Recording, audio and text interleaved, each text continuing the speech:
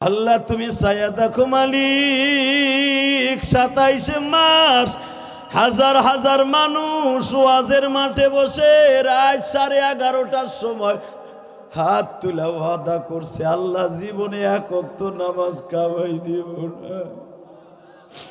আল্লাহ এখানে আমার আব্বা আছে, চাচারা আছে, চাস্তু ভাইরা আছে। কয়েকদিন আগে আমার চাস্তু ভাই ইমদাদ মারা গেছে মালিক রে।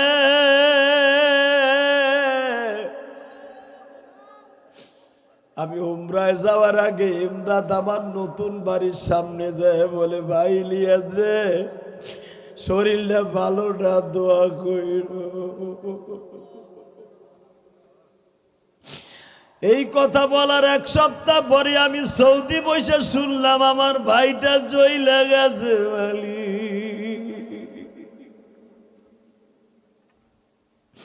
ছোট্ট ছোট্ট বাচ্চাগুলা রাইখে কবরে চলে গেছে।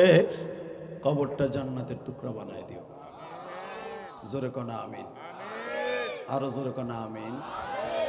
বাবা রাত 11:30টার বেশি বাজে, মোনাজাত শেষ করতে করতে আপনাকে কথাই ঠিক থাকবে 12টাই বাজবে। বাজানরে কবরের থেকে উল্টা ফিলে আওয়াজ আসছে, আবু যর রে বেশি পাম দিস না, আবু যর বেশি পাম দিস না। আমি ফাতেমারে চিনি না, আলীর বিবিরে চিনি না, হাসান হোসেন জান্নাতের সর্দার তাদের মাকে চিনি না। আমি চিনি ফামাইয়া আমাল মিসকালা যাররাতিন খায়রান ইয়ারা ওয়া মাইয়া আমাল মিসকালা যাররাতিন শাররান ইয়ারা। আমি চিনি তারে যার নেক পরিমাণ জাররা পরিমাণ নেক আছে তারে চিনি, আর যার জাররা পরিমাণ বদ আছে তারে চিনি, আর কাউরে চিনি না। যদি বদের পালা ভারী হয় রে আবু যর, ফাতেমার ডাইন পাশের পাজরের হাড় বাম পাশের ভিতর ঢুকিয়ে দিব আল্লাহ। শুধু তাই নয় রে আবু যর, ফাতেমার মাথা আর পাও আমি এক বলের মতো, ফুটবলের মতো এক জায়গায় করে নিয়ে আসবো।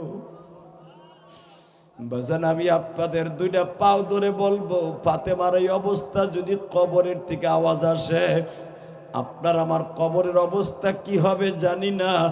বাবা একটা আওয়াজ দিয়ে বলবেন কি, কবরের আযাব বাঁচাইতে হলে 5 ওয়াক্ত নামাজ পড়তে হবে। কে কে পড়বেন? বাবা সন্তানকে বিদায় দিতে কত কষ্ট গো।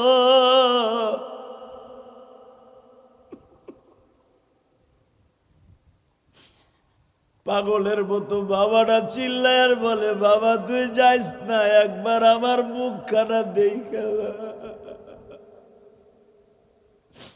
আমি সংক্ষেপে বুঝাই দেই, যেই বাবার সন্তান লিবিয়ায় এখন পড়ে আছে, পার হতে পারছে না।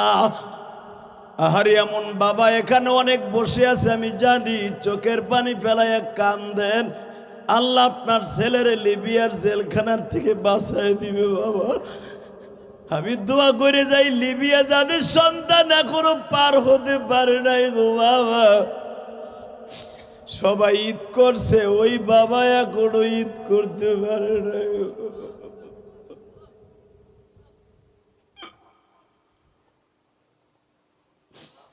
যার ছেলেগুলা বাবা দুবাই, লিবিয়া, ইটালি যাওয়ার অপেক্ষায় আছে, ওই বাবার ঈদ নাই বাবা, কুরবানি নাই, ভালো একটা জামাও পড়ে না, পাগলের মতো মসজিদে ঘুমায় আর কান্দে। আল্লাহ আমার জাদুটারে একবার পার করাইয়া দাও গো মালিক।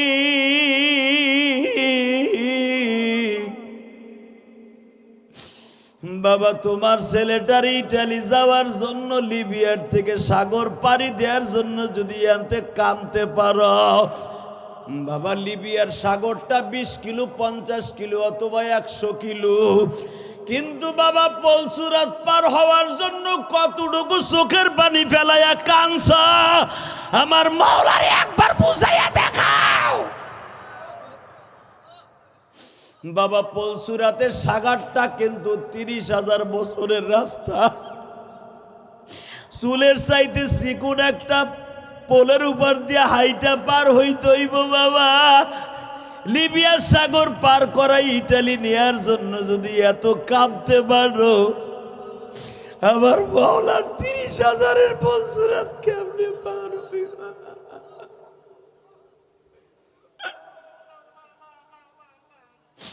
আল্লাহ দেখো কেমনে কান্দে মালিক রে,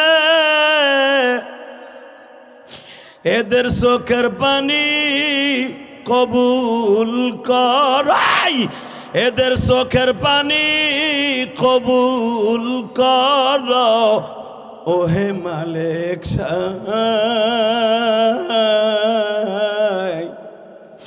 তুমি সারা পার কে করবে মালিক মোদের নাই।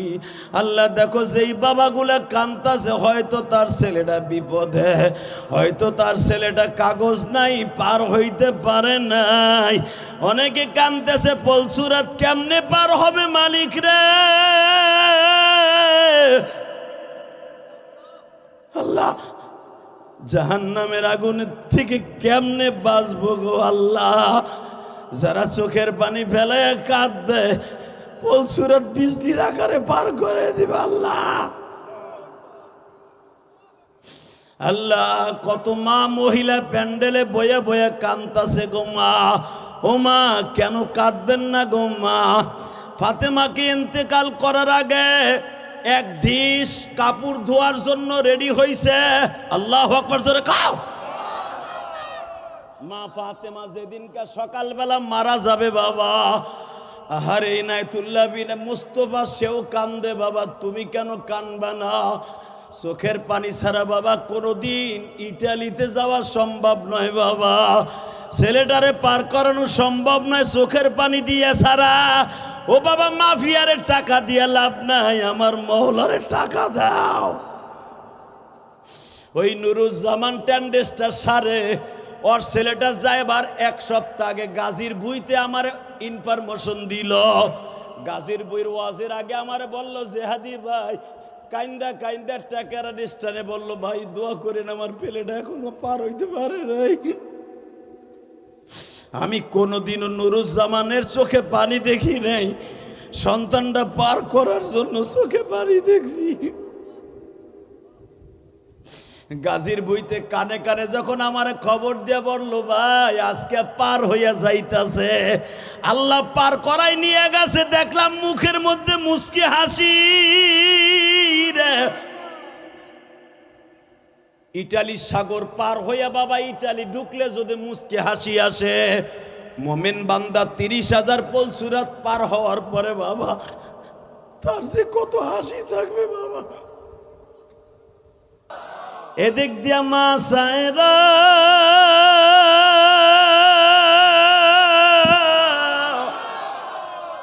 আরো এক সপ্তাহ আগের থেকে স্বামী চয়েস করে বাবা, একজনও পছন্দ হয় না।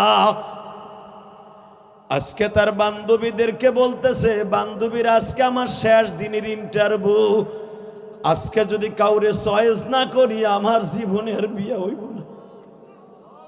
শুনছি আজকে রাজা বাচ্চার ছেলেরা আসতেছে, দামি দামি ছেলেরা রাজা বাচ্চার চাইতে আর কে হইতে পারে। কিন্তু বান্ধবী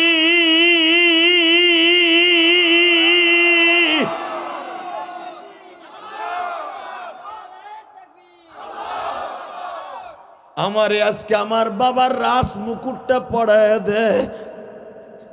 আমারে যত স্বর্ণ আছে আমার বাবা হীরা মুক্তা মণি মুক্তা আমারে দিছে, সব দিয়ে আমারে সাজায় দে। বান্ধবীরা জিজ্ঞেস করে সায়রা তুমি আজ কেমন ভাবে সাইজা কেন যাইতাছ? সায়রা বলে আমি যারে চয়েস করবি আর করবো আমার বন্ধু আমার দপ্তরে হাজির। তুমি কেমনে জানলা সে আজকে আসছে? আর আমি আজকে রাতে স্বপ্নে দেখছি আমি তার গলায় মালা পরাইছি। যারে আমি স্বপ্নে মালা পরাইছি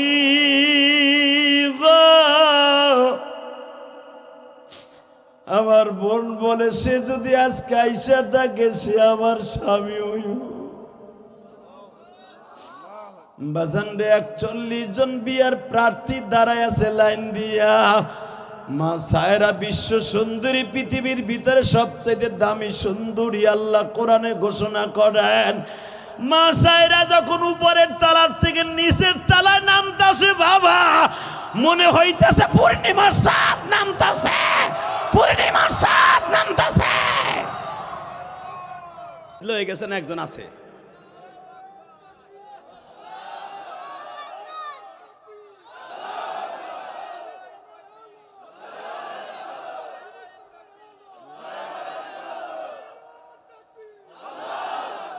মাশাআল্লাহ, আল্লাহ তাকে জান্নাত নসিব করো।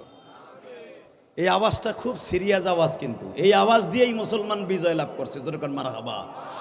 দেখেন না, ইরানের সৈনিকরা যখন বোমা ছুড়ে, ওরা আল্লাহু আকবার কই কিন্তু ছুড়ে, কারণ ওরা কম্পিউটারে চাপে যে এটা কোন জায়গায় কোন প্রদেশে পড়বে ইসরায়েলের। ঠিক এখান থেকে একটা বাটন চাপে, কিচ্ছু লাগবে না, এদিকে আসা লাগবে না, চা মা আমার কিচ্ছু লাগবে না, ওই 3 ঘন্টা ওয়াজ করলে 1 কাপ চা লাগবে না, ইনশাল্লাহ। ইনশাল্লাহ বলেন, শুধু আমার দিক তাকাই থাকবেন। এখান থেকে বুতাম চাপে যে এটা পড়বে তেলাবিতে, যে পড়বে তেলাবিন, ইসরায়েলের সবচাইতে ভিআইপি গেস্টের জায়গা, অর্থাৎ আমাকে গুলশান বনানী যেরকম ভিআইপি, তেলাবিয়ান এটা হলো ইসরায়েলের সবচাইতে ভিআইপি এলাকা, পুরা শেষ করে দিছে। একটা বিল্ডিংও নাই, একটাও নাই, একটাও নাই, একটাও নাই মুসলমানের পরে, একটাও নাই, সব শেষ, সব ফার্মের মুরগির মতো পড়ে রয়েছে, একটা মানুষও নাই, কুত্তাও নাই, সব মাইরে ফেলাইছে। কিন্তু ওরা মিডিয়া ঢুকতে দেয় না, বুঝতে দেয় না। গাজার মুসলমানকে যেমনে শেষ করছিল, গাজা ছিল মুসলমানের ফিলিস্তিনের মধ্যে সবচাইতে ভিআইপি এলাকা, সেটাকে শেষ করে দিয়েছে মুসলমানের। আর অগ তেলাবিয়া যেটা সবচাইতে ভিআইপি পার্সোনাল এলাকার লোক থাকতো, ওইটারে শেষ করে দিয়েছে। এখন তো নেতানিয়াহু পাও ধরতেছে, এটা কি খুশি লাগে না? কথা কন না কেন? খুশি লাগে না? আরে এতগুলা নবীর কবরে ধ্বংস করে দিলি, এতগুলা নবীর বাড়ি ধ্বংস করে দিলি, আর তোগো বাড়ি আস্থা থেকে বউলিয়ে ঘুমাবি। মুসলমান মেনে নিতে পারে না, কোন মুসলমানের সন্তান এটা মেনে নিতে পারে না। কথা ঠিক না বে ঠিক? আল্লাহর কাছে দোয়া করেন তো, হজের এই মাসে, সামনে হজের মাস, আল্লাহ কয়েকটা মাস তোমার কাছে দামি, তার ভিতরে হজের মাসটা দামি। হজের মাস সামনে নিয়ে দোয়া করছি, আল্লাহ হজের মাস শুরু হওয়ার আগেই ইসরায়েলকে ধ্বংস করে দাও। জোরে কন ইনশাল্লাহ। এ সাদ্দাম তুমি কই যাও? এই সাদ্দাম কিন্তু মালয়েশিয়া আমার অনেক অনেক অনেক ভালোবাসা দিছে, তুমি যাও না, দোয়া করবো তোমার লাগে। এই ওটা কই মাতবার, আর একটা কই বাবু মাতবার কো,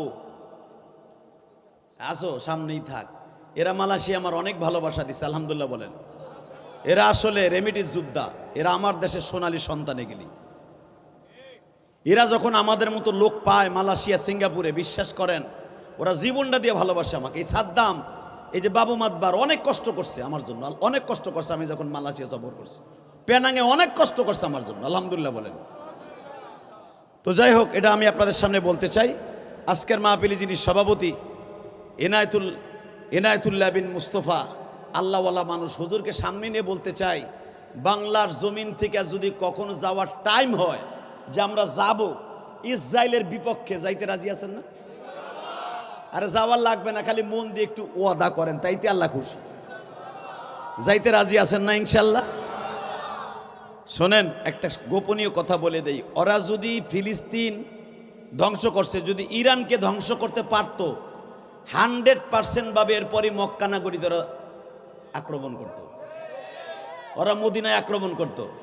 ইরানকে দিয়ে আল্লাহ ওদের সমস্ত প্ল্যান প্রোগ্রামকে জীবনের তরে শেষ করে দিয়েছে, বলেন আলহামদুলিল্লাহ। তা না হলে যদি মক্কা মদিনা আক্রমণ করত, আমার মনে হয় এখানে বসে আপনি শান্তিতে ঘুমাইতে পারতেন না, দুঃখে দুঃখে কাঁদতেন, দুঃখে দুঃখে কাঁদতেন।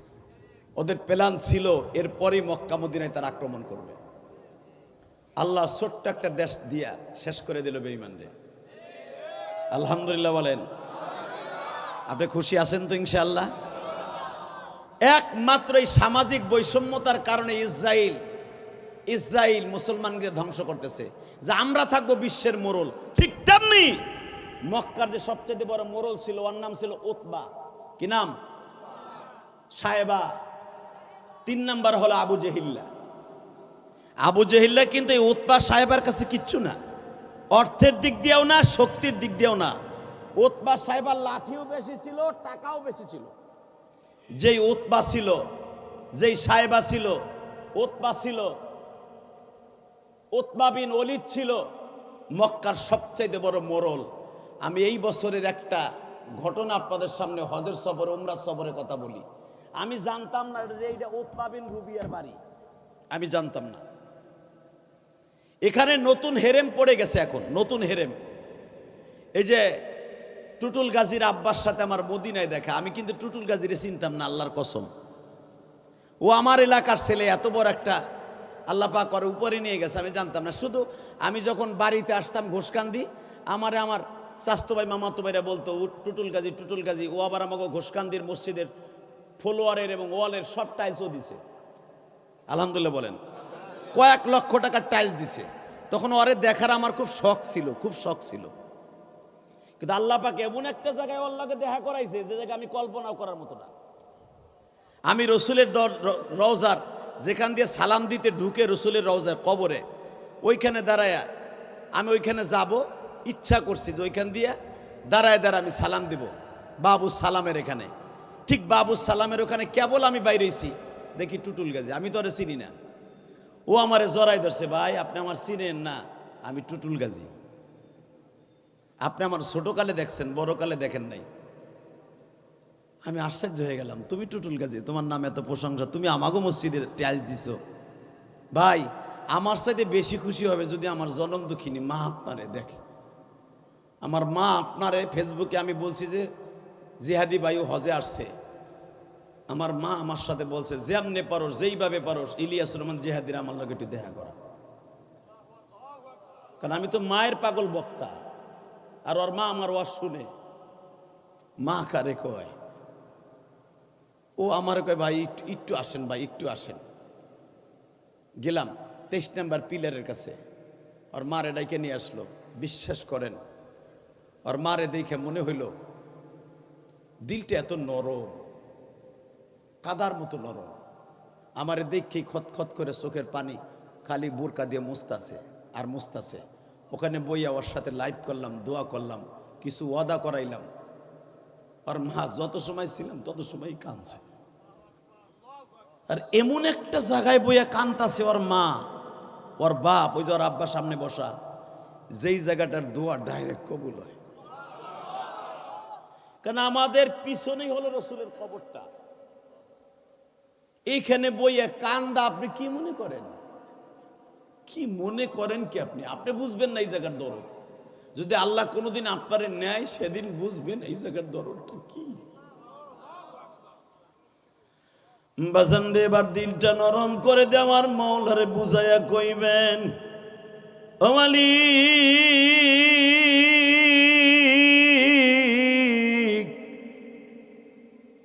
এমন একটা জায়গায় বসিয়া টুটুল গাজীরে নিয়ে বাবা দোয়া করলাম, যেই জায়গায় আমার নবী চোরের বিচার করতেন বাবা, যেই জায়গায় বসে আমার নবী জিনাখোরের বিচার করতেন, ওর পিছনেই ছিল মসজিদে গামামা। যেই মসজিদে গামামার সামনে দাঁড়ায় আমার নবী দোয়া করার সাথে সাথে কবুল হয়ে যাইতো বাবা। নবীর রওজার মসজিদে গামামার মাঝখানে টুটুল গাজীর মা বাবা ওর মামাদেরকে নিয়ে যখন দোয়া করে হাত তুললাম, চোখের পানিগুলা অন্নাসি অজরে ঝরতাছে বাবা। আমার মনে পড়ে গেল, যদিও টুটুল গাজী ওই জায়গাটার লোকেশন চিনি না, আমি তো চিনি বাবা। আমি তো এইবার দিয়া 24 বার গেছি হজ আর উমরা দিয়া। কারণ সেই জায়গাটায় আমি হাত তুলছি, ওই জায়গাটায় বসে আমার নবী চোরের বিচার করত। আমার নবী বিপদে পড়লে মসজিদে গামামা যেই জায়গায়, এইখানে চলে যাইতো। এইখানে যাই হাত তুলে বলতো, মালিক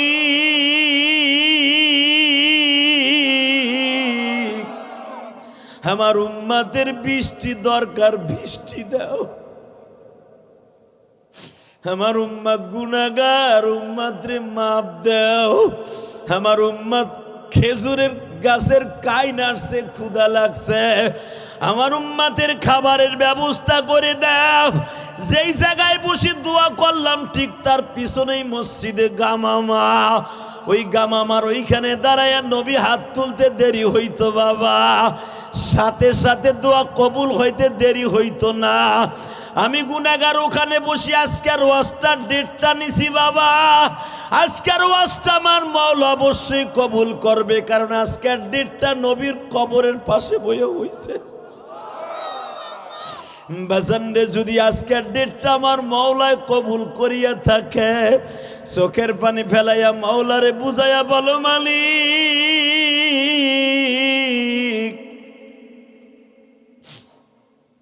আমি তো কবরে চলে যাব,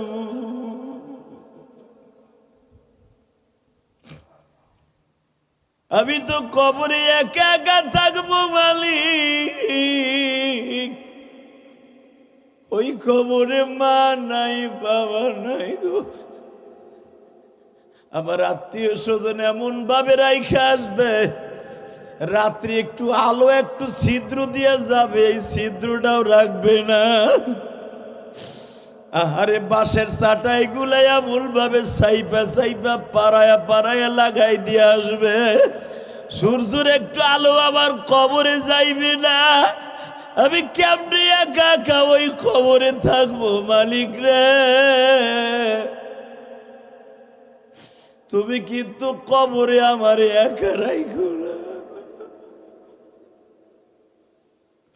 কবিতার ভাষায় আমার বিশ্ব নবীর হাদিস খানা বর্ণনা করে এইভাবে বলেন, কে বা হবে সঙ্গে আমার মরণে।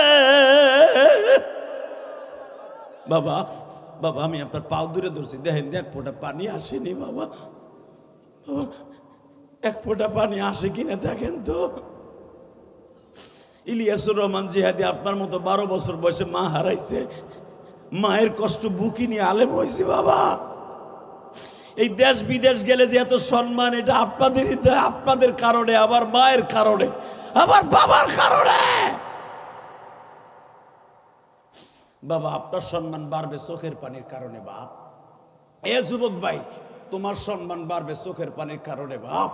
এই যে টুটুল গাজী আজকে একটা কারগুজারি শুনাইলো, তারই আত্মীয়বোধের একটা ছেলে ইটালিতে গেছে, যাওয়ার পরে সদাই কিনতে যে গাড়ি অ্যাক্সিডেন্টে মারা গেছে, ছেলেটার লাশ আসতেছে। ওর নাম কি? জামিনুর।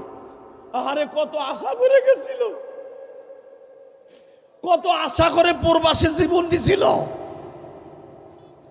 আশা পুরা হওয়ার আগে জামিনুর দুনিয়ার থেকে বিদায় নিয়ে জামানত দিয়ে চলে গেল। কে বা হবে পরে দিয়ে বুঝাই দে, দেখেন মরার সময় কেউ আপনার কাছে থাকবে না, কথা বলেন না কেন? কে বা হবে সঙ্গে আমার মরণে। বাবা আমি প্রমাণ দেখাই দেই, এই যে গত পরশু দিন, এই গতকালকার আগের দিন একটা বাসের ভিতরে 52 জন যাত্রী, বাবা 46 জন যাত্রী জায়গায় মারা গেছে। একটা 11 বছরের পোলা, তার মা, তার বোন, তার ছোট্ট বোনটারে সাথে করে পাশাপাশি 2 সিট নিয়ে গেছিল। ছেলেটারে মা ধাক্কা দিয়ে জানলা দিয়ে বাইর করে দিছে, বাপ তুই আগে বাস। ছেলেটা সাতরাই উঠছে, আপনারা দেখছেন, সমস্ত মিডিয়ায় উঠেছে। এই ছেলেটার উঠানোর পরে বলে, ও মা মা তুই কো। হালাকে ছেলেরে বাইর করে দিয়েছে মা, মা বাসের ভিতর লাশ হয়ে পড়ে আছে। ছোট বোনটারে এইভাবে বুকের মধ্যে নিয়ে লাশ হয়ে মা সিটের ভিতরে পড়ে রয়েছে। আমি আপনাদের কাছে একটা প্রশ্ন করি, মার চাইতে দরদি কেউ আছে? টুটুল গাজী কিন্তু আর মায়ের আর জানের চাইতে বেশি ভালোবাসে। আমি রসুলের রওজায় বয়ে দেখছি। তা না হলে আমারে মসজিদে নববীর ভিতর থেকে টাইনা বাইর করছে, ভাই আমার মা আপনার এক নজর দেখব।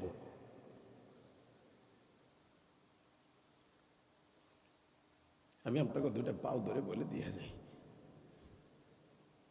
শুধু যে ভালোবাসার নজরে তা না, টুটুল গাজীর মার হাত দিয়া আমার ঢাকায় যে মসজিদ করতেছি 2000 রিয়াল আমার মসজিদেও দান করছে।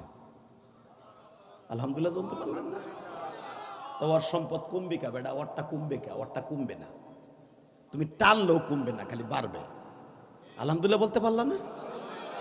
এই যে এত বড় ওয়াজ, কয়েক লক্ষ টাকা খরচ যাবে, এই টাকা কিন্তু লস করে না, ওই টাকা আখিরাতের ব্যাংকে রাখলো। কষ্ট হইতেছে? আমি দেখতেছি আপনাকে চোখ ভরা পানি, এখন কানবেন। কে কইছে আপনার গুনাহ মাফ হইব না? আপনার গুনাহ মাফ করাই আমি মার থেকে ছাইরা দেব আপনারে, ইনশাল্লাহ বলেন। আল্লাহু আকবার জোরে বলেন। বিশ্বাস করেন, প্রবাসীদের মতো কষ্টে পৃথিবীতে কেউ নাই। প্রবাসীদের মতো কষ্টের জিন্দেগি কারো নাই। এই প্রবাসীদেরকে যদি কেউ একটু উপকার করে বিদেশের বাড়ি, ও হজের সওয়াব পাবে। সে উপকারটাই করে টুটুল গাজী। তবে একটা লোক 20টা লোকের মন জোগাইতে পারবে না, এটাও দুনিয়ার নিয়ম। ইলিয়াস রহমান জিহাদি যে বড় বড় কথা কই ওয়াজ করে, সবাইকে আমার ভালোবাসে না। কত রাগ দিয়ে নেন আমার বাস দেওয়ার লেগে বইয়া রইছে, এটাও আমি জানি। আল্লাহ মানুষের মন জোগাই চলতে পারে না, কথা বলেন না কেন? তা বাস্তব নাকি অবাস্তব? আপনি কইলেও বাস্তব, না কইলেও বাস্তব। আলহামদুলিল্লাহ বলেন। তাকান আমার দিকে, এই জমিনের মালিককে। এখন কানবেন, কে কইছে আপনার গুনাহ মাফ হবে না? আমি গ্যারান্টি দিলাম। এই যে আল্লাহর ওলি বসা, ওনার বাবা এই দেশের একটা বাঘ আছিল, বাঘ অলিকুল শিরোমণি ছিল। লোকটা যদি ইচ্ছা করতো, তার যেই পরিমাণ ভক্ত সৌদি আরব আছিল আমি তো জানি বেটা। আমার লগে একটা হজের সফরে হুজুর ছিল, আমার লগে মনে হয় সেটা 2010 কি 11-তে হবে। বিশ্বাস করেন, ইব্রাহিম খলিল রোডে 60 থেকে 5টা প্রবাসী হুজুরে পায়ে পড়ে রয়েছে এইভাবে রাস্তার উপরে। পুলিশ জিজ্ঞাসা করে, মাফি মুশকিল, কারণ ওই দেশে তো এইভাবে সেজদা দিয়ে পড়ে থাকা পছন্দ করে না। আমি তখন বুঝছি যে বড় হুজুরের ভক্ত সৌদি আরবের জমিনে কি পরিমাণ আছে। আমার এই চোখ দিয়ে দেখাবে না। আমি যদিও তখন তারে অন্য নজরে দেখতাম, ওই দিন থেকে আমি তার এত ভক্ত হইছি, মরার আগ পর্যন্ত আমার এলাকায় যত মাহফিল করি হুজুরের জন্য মনের থেকে দোয়া করি, আল্লাহ তোমার অলির কবরটা জান্নাতের টুকরা বানাই দিও। মুস্তাফা সাহেব যদি ইচ্ছা করতো প্রবাসীদের কাছ থেকে যে আমার টাকা দে আমি বাড়ি বানাবো, উনি ওনার লেফটিন স্বর্ণ টাইলস দিয়ে লাগাইতে পারতো, এটা আমি জানি। যা কিছু করছে মাদ্রাসার লেগে করছে। আল্লাহ কবুল করেন, জোরে কেন আমিন। আরো জোরে বললাম আমিন। আপনাকে কষ্ট হইতেছে? হ্যাঁ, সামাজিক বৈষম্যতার কারণে আমার নবীরে নবী বলে মানতে পারে নাই আবু জেহেল। নাম কি? ওতবা সাহেবা, যা আবু জেহেলের বস আছিল, যারা জাগো বুদ্ধি নিয়ে আবু জেহেল চলতো। এই বদমাইশগুলার কথা ছিল একটাই, কি? মুহাম্মাদরে আগে বাড়তে দেয়া যাবে না, ওরে সমাজের বড় বানানো যাবে না, ওরে সমাজের বড় বানানো যাবে না। এটা হলো সামাজিক বৈষম্যতা। দেখবেন আমাগো দেশে কেউ যদি হঠাৎ করে বড় লোক হওয়া শুরু করে, ওরে 40 জনে টাইনে নামায়, মামলা দিয়া, মারামারি দিয়া, বিভিন্ন প্রকার টেনশনে রাইখা ওরে 40 জনে টাইনে নামায়। এইটা যে এই যুগের টানা, আজ থেকে 1447 বছর আগে ওইটা ছিল, যে চাচার বাড়ি থাইকা বড় হইয়া নবী হবে, এটা মাইনে নেওয়া যায় না। বরঞ্চ আমি আবু জেহেলের ছেলে ইকরামা যদি নবী দাবি করে, তাহলে মাইনে নেওয়া যায়। নাউজুবিল্লাহ জোরে কইলেন না? আরো জোরে, আরো জোরে। আমার ছেলে ইকরামা, আমি প্রেসিডেন্ট মক্কার, আমার পোলা যদি নবী দাবি করে, এটা মেনে নেওয়া যায়। যার বাপ নাই, বাপ মরে গেছে জন্মের আগে, যার মা মারা গেছে তার চাচার কাছে থুইয়া, এই বেটা নবী হয় কেমনে? আবু জেহেলের সামাজিক বৈষম্য, এটাও মাইনে নিতে রাজি না, মাইনা নিতে রাজি না। বুঝেন না আমার কথা?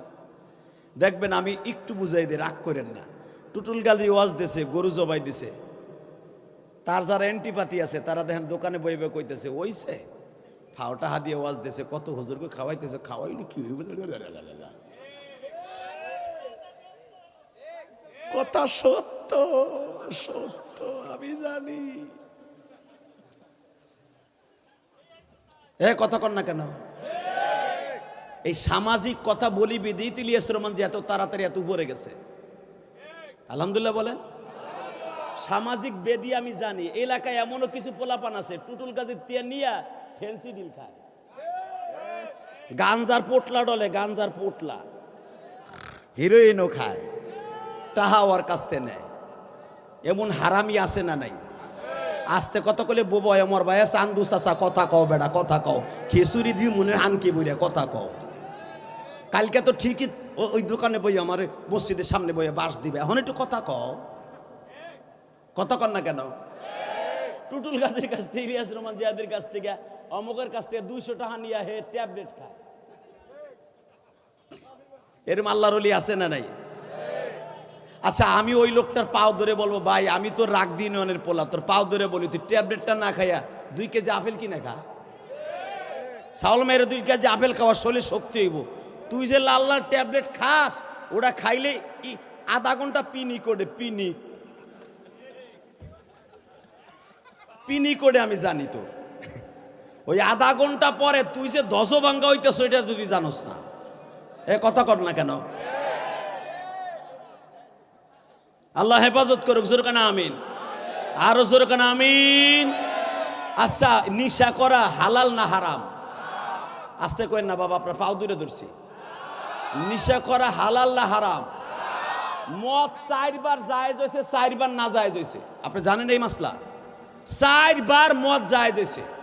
মদ জায়েজ হওয়ার সাথে সাথে আপনারা একটা হাদিস জানেন, হযরত আলী রাদিয়াল্লাহু তাআলা আনহু মদ খাইছে, তখন মদ জায়েজ ছিল। ফাতে মক্কার কয়েকদিন আগে মদ খাইছে, আলী রাদিয়াল্লাহু তাআলা নামাজে দাঁড়াইছে, নামাজে দাঁড়ায় এখন সূরা ঠিকমতো পড়তে পারতেছে না, মুখ বেহাক হয়ে আইতেছে। এদিক তাকান, আলহামদুলিল্লাহ রাব্বিল আলামিন। এইটা আবার এক সাহাবী পাশে বয়ে দেখছে, দেখবেন যারা মদ খায় পুরা নিশা হয়, ওর গাল আর ব্যালেন্স ঠিক থাকে না, ওর হাত পা ওর কথা শুনে না। কথা কর না কেন? মদ করে লুঙ্গি কখন যে খুলে গেছে গা ও নিজেও জানে না। মদ খাইয়া যাইয়া, হিরোইন খাইয়া, ট্যাবলেট খাইয়া যাইয়া বউরে যে কয়, মা ভালো আছো? কথা কর না কেন? মাইয়া পড়ার টেবিলে বয়ে রয়েছে, যে কয় কেমন আছে ডার্লিং? এমন ঘটনা ইউটিউবে আছে না নাই? যেই ছাতা খাইলে তার ব্যালেন্স ঠিক থাকে না, মুখে কথা শোনে না, হাতে কথা শোনে না, পাও হাত চলে লুলা মানুষের মতো, পাওয়ার শীত থাকে না, ওইটা খাওয়া জায়েজ থাকতে পারে না। কথা বলে না কেন? যদি ওইটা খাওয়া জায়েজ থাকতো তাহলে আমিও খাইতাম, আপনার কাছে পয়সা আমার কম নাই। বোঝা গেল যেইটা আলেম উলামা খায় না ওইটা খাওয়া জায়েজ হতে পারে না। আচ্ছা, আমি আপনাদের কাছে বলি, যারা বিড়ি খোর আছেন এখানে, বিড়ি খান আছে না এরকম? আল্লাহর ওলি আছে তো। আর এমনও আছে এখানে ওয়াশটা করে সারিয়া দেবো, খেসুরি আর প্লেট খাইয়া যাইয়াই শরীর মুখটা শুকা হয়ে যাবে, টক। ওই টক মুখটারে মিষ্টি বানায় বিড়ি দিয়ে, যেটা খাইলে পাড় আর মুতের গন্ধ কয় বেটার গালের থেকে। যদি জিগাই, ভাই এই বিড়িটা এখন খাইলেন কে? ভাত খাওয়ার পরে কয় মুখটা একটু সুয়া হয়ে গেল। এরকম ভাতটা করে কি, মুখটা লাগে জানি গু ঢুকছে, ওই এমন করে, টক হয়ে গেছে দে। ও তাহলে ভাত খাইয়া টক হয় আর বিড়ি খেলে মিষ্টি হয়। নাউজুবিল্লাহ কইলেন না? নাউজুবিল্লাহ আসতে কইবেন, বোবা হইয়া মরবেন। হক কথাটা কইয়া মরেন মিয়া, কথা ঠিক না বে ঠিক? বিড়ি খোর দেখবেন খাওয়ার পরে একটা ডায়লগ কিন্তু কয় মুখটা টক হয়ে গেছে, দিদি ভাই একটু একটা টান দেই। সুখ টান দেখ আর টুক টান দেখ, টান দিলেই বলি মিষ্টি হয়ে যায়। নাউজুবিল্লাহ বললেন না? ভালো করে বুঝবেন, শোনেন, যদি বিড়ি খাওয়া জায়েজ থাকতো আমি সহজে বুঝাই দিই। এই যে মোস্তফা, ইনায়েতুল্লাহ বিন মোস্তফা, উনি যদি আপনাদের সামনে পাঞ্জাবির পকেটের থেকে শেখ বিড়ির একটা প্যাকেট বাইর করতো, এখন ধরেন, অথবা মসজিদের ভিতরে আপনারা যেমন খান এইভাবে যদি, অথবা আপনাকে ট্যাকের বিড়ি দুবার খারাইয়া উনি বিড়ির একটা প্যাকেট বাইর করে আসতে আপনার সামনে ধরাইতো, 100% ভাবে আপনি বলতেন মোস্তফা সাহেব থুয়ে গেছে একটা বেজরমা। খালি একদিন একটা বিড়ি ধরাইছে বেড়ায়, একদিন বাদ দিলাম। ইলিয়াস রহমান জিহাদি যদি কালকে আপনার সামনে ওই ট্যাকের স্ট্যান্ডে দাঁড়াইয়া একটা সোনালি বিড়ি ধরে টেস্ট করি, টেস্ট ম্যাচ খামু না, এই আইডি শেষ, পট করে আপনি বলতে বাধ্য হবেন এটা বেজরমা হয়ে গেছে। ও ফিরা ওয়াজে যায় দেশ তোর পিডাইয়া বিসি শুদ্ধা গালা হালাম। কথা কন না কেন? তাহলে আমি একদিন যদি একটা বিড়িতে টান দিলে আপনার সহ্য না হয়, তাহলে আপনি ডেইলি যে পেক খান ওইটা ফেরেস্তা সহ্য হয় কেমনে? মাতবারের ভো মাতবার হুজুর গোটা দেখলে তোমার গুড়া কিরমিতে কামড়ায়, আর তোমারটা দেখে ফেরেশতাদেরকে কামড়ায়। আল্লাহ আমাদের হেফাজত করুক, জোরে কোন আমিন।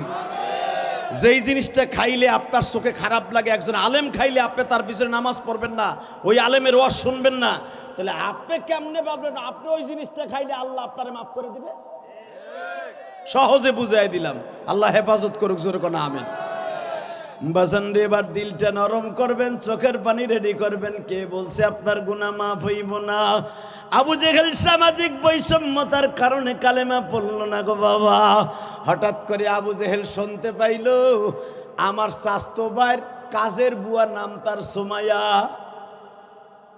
নাম কি বলেন? নাম আরো জোরে, নাম কি? নামটা ভালো না খারাপ? আমি আমার মা বোনদেরকে বলছি, মা ও মা, আমার নবীর জন্য সর্বপ্রথম শহীদ হয়েছে একটা মহিলা। আবু জেহেল শুনতে পাইছে আমার স্বাস্থ্য ভাই বাড়ির কাজের বুয়া, কাজের মাইয়া, সে কালেমা পড়ছে। আবু জেহেল ডিক্লেয়ার দিল, ওরে ধরে লই আয়। আমি কথাটা কেন বলছি? এই বছর যেই জায়গাটায় দাঁড়াই আমি সবচেয়ে বেশি কাঁদছি, সবচেয়ে বেশি কাঁদছি। ৭৯ নাম্বার গেট, বাবে উমরার সাথে ৭৯ নাম্বার গেট, যেরকম মারহাবা। যদি কোনোদিন যান এই গেটটার এখানে দাঁড়ায় আপনি দোয়া করেন। বেঈমানদের যত অত্যাচার, নিপীড়ন, নির্যাতন এই গেটের সামনে দাঁড়াই হয়েছে। এবং এই ৭৯ নাম্বার গেট দিয়ে আমার বাবা, আপনার বাবা ইব্রাহিম আলাইহিস সালাম কাবা ঘরে ঢুকছে। আরো জোরে বাজান রে, এবার আমার দিকে তাকান। শুনতে পাইল আমার বাড়ির চাস্তো ভাই বাড়ির কাজের বুয়া কালেমা পড়েছে। 10 থেকে 15 জন যুবক সুমাইয়াকে ধরে নিয়ে আসা হইল। ধরে আনার পরে বাবা সুমাইয়ারে জিজ্ঞাসা করা হইল, কালেমা ছাড়বি কিনা বল। সুমাইয়া বলে দিলেন, জীবন দিব, ঈমান কখনো দিব না। আরো জোরে কোন বাবা। এই জায়গায় যদি আমি কালামকার পোলা ইলিয়াসকা হইতাম, ইরাক দিয়ে নয়ানের যদি একজন এমপি ফারুক খান যদি আমার 100 পুলিশ দিয়া বলতো বিরিজির থেকে ফেলায় দেব যদি ঈমান ছেড়ে না দেস, আমি ইলিয়াসুর রহমান জেহাদির কথা বললাম, আপনাদের কথা বলবো না বাবা। আমি পুলিশের ডরে, র্যাবের বড়ে আমি 100% কালেমা ছাইরা দিতে বাধ্য হইতাম। একটা মহিলা বাবা যখন বলছে কালেমা ছাড়বি না জীবন দিবি,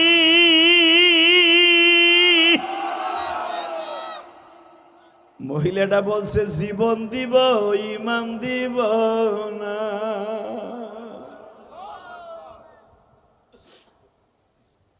বাবা আমি দেখবো এখন কার 2 ফোঁটা চোখের পানি ঝরে ঝরে।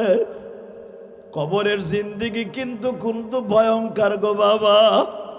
কবরে যাইবার পরে 99টা সাপ তোমার জন্য নিযুক্ত হয়ে যাবে।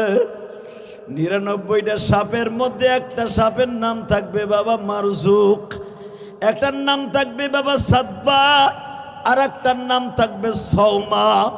বাবা এক একটা নামে ভয়ঙ্কর নাম থাকবে বাবা।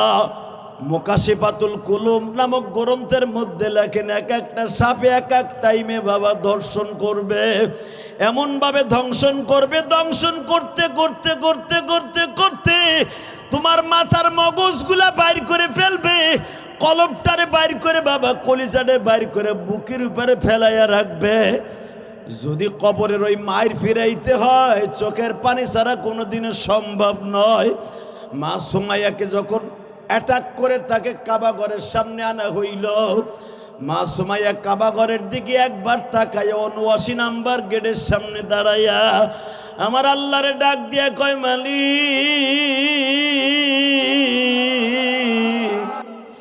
তুমি ছাড়া আমারে বাঁচাইবার মতো কেউ নাই।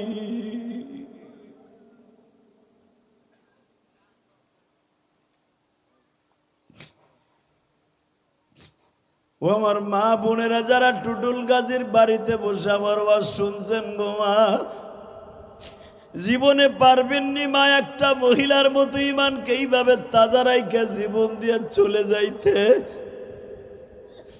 মা সুমাইয়া যখন বললেন জীবন দিব ঈমান দিব না, এই কথা বলতে দেরি আছে বাবা। সুমাইয়ার হাতের মধ্যে আগুনের বেরি লাগায় দিল। সৌদি আরবের জমিনে লোহা বাবা গরম করে না, রোদ্রে 5 মিনিট রাখলেই আগুনের মতো গরম হয়ে যায়। সৌদি আরবের পাথরগুলা কি গরম বাবা, আগুন দিয়ে জাল দেয়া লাগে না। পাথরগুলা এত গরম, স্যান্ডেল গলিয়া বাবা পাথরের সাথে লাগিয়ে যায়। মা সুমাইয়াকে গরম লোহা এইভাবে হাতের মধ্যে লাগাইয়া এইভাবে উলঙ্গ করে খাড়া করায় রাখছে। আমি জানি নবীর আশেকগুলা শরীরের মধ্যে এখন কম্পন শুরু হয়ে যাবে। এই জন্য আল্লাহ কোরআনে বলে, আলাম তারা কাইফা দরাবাল্লাহু মাসালান কালিমাতান তাইয়্যিবা। আলাম তারা নবী, আপনি কি দেখেন নাই কিছু কিছু বান্দা বান্দির কালেমা এতই পবিত্র, সারা দুনিয়ার মানুষ যদি তাদের কালেমার থেকে সরাইতে চায়, আসলুহা সাবিতুন ওয়া ফারউহা ফিস সামাই, তাদের কালেমার গাছের শিকড় 7 তাবক আসমান পর্যন্ত চলিয়ে গেছে। অফারউহা ফিস সামাই, কালেমার গাছের শিকড় 7 তাবক জমিনে চলে গেছে। বলেন আল্লাহু আকবার। দুনিয়ার কোন মানুষ তারে কোনোদিন আইনা কালেমার থেকে টাইনা সরাইতে পারবে না। এইবার আমার দিকে তাকান, উতবা সাহেবা আবু জেহেলের যারা সভাপতি ছিল, তারা সিদ্ধান্ত করলো সুমাইয়ারে কালেমার থেকে সরাইতে হলে একটা সিস্টেম আছে। কি? সুমাইয়ার ছেলেটারে আনা হইল, সুমাইয়ার স্বামীরে আনা হইল, সুমাইয়ার মেয়েকে আনা হইল, যা পৃথিবীর কোনো মানুষ সহ্য করতে পারে না। আল্লাহু আকবার বলো। পৃথিবীর কোনো সন্তান সহ্য করতে পারবে না যুবক ভাই। সেটা কেমনে হয়? সুমাইয়ার ছেলেটাই খুঁটির সাথে বাঁধা, মা সুমাইয়া ওই খুঁটির সাথে বাঁধা। শরীরের ভিতরে কালা কাইথুর নাই, কালা তাগিও নাই। মায়ের বডিটা পুরা উলঙ্গ। সুমাইয়ার ছেলেরে বারবার বলতেছে, তুই যদি তোর মার লজ্জা স্থানের দিক তাকায় থাকস, তোর মায়ের তত সময় বাঁচায় রাখবে। বাবা একটা কথার উত্তর দেন, পৃথিবীর এমন কোন সন্তান আছে মায়ের উলঙ্গ শরীর দেখতে পারে? কিন্তু মায়ের বাঁচায় রাখার জন্য মার বডির দিকে তাকাই রয়েছে। আমি দেখবো মায়ের পাগল এখানে কয়জন আছে বাবা? এই দুনিয়ায় একজন মাত্র দরদি আছে, যে নিজের সমস্ত রক্তকে বিসর্জন দিয়ে এই যে বাসের মধ্যে থেকে ছেলেটারে বাঁচায় দিল, মা লাশ হয়ে বাঁচতে গেল।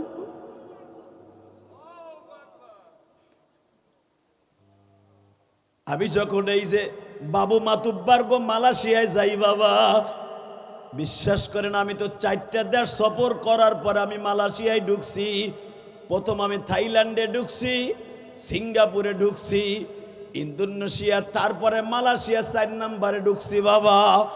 বিশ্বাস যদি করেন, আমি যেদিন থাইল্যান্ডে যাব, থাইল্যান্ডিয়ান বিমানে উঠতাছি, ইন দি মিন টাইমে একটা বাবা একটা মা তার ছেলেরে প্রবাসে আগায় দিতে আসছে।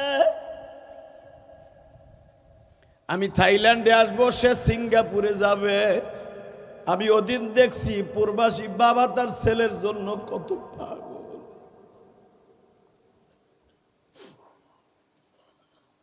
আমি যখন ইমিগ্রেশন পার হব, ওই কুমিল্লার বাবাটা বিশ্বাস করেন পুলিশে কেন দিয়ে সরায় দিয়া বিমানবন্দরের মধ্যে ঢুকতেছে। পুলিশ বলে আপনার ঢোকার পারমিশন নাই।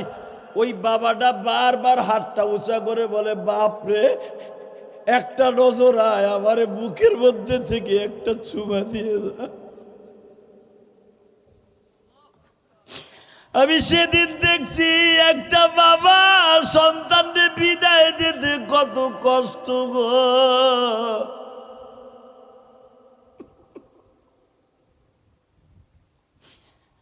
পাগলের মতো বাবাটা চিল্লায় আর বলে, বাবা তুই যাইস না, একবার আমার মুখখানা দেখা।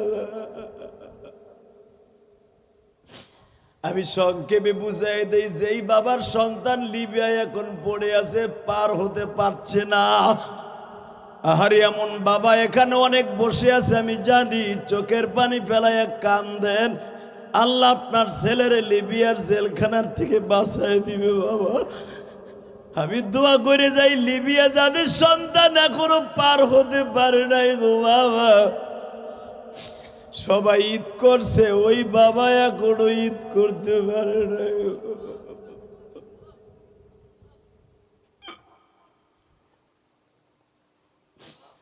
যার ছেলেগুলা বাবা দুবাই, লিবিয়া, ইটালি যাওয়ার অপেক্ষায় আছে, ওই বাবার ঈদ নাই বাবা, কুরবানি নাই, ভালো একটা জামাও পড়ে না, পাগলের মতো মসজিদে ঘুমায় আর কান্দে। আল্লাহ আমার জাদুটারে একবার পার করাইয়া দাও গো মালিক।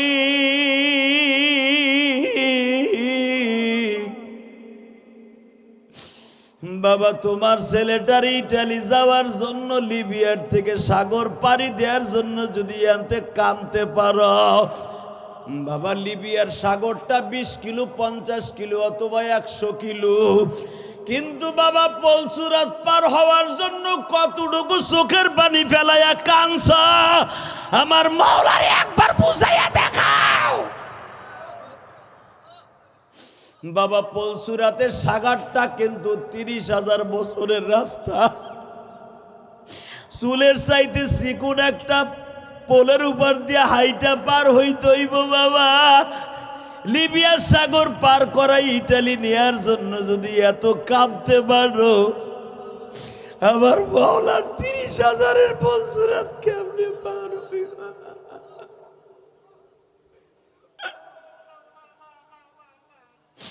আল্লাহ দেখো কেমনে কান্দে মালিক রে, এদের চোখের পানি কবুল করাই, এদের চোখের পানি কবুল কর ওহে মালিক সাই,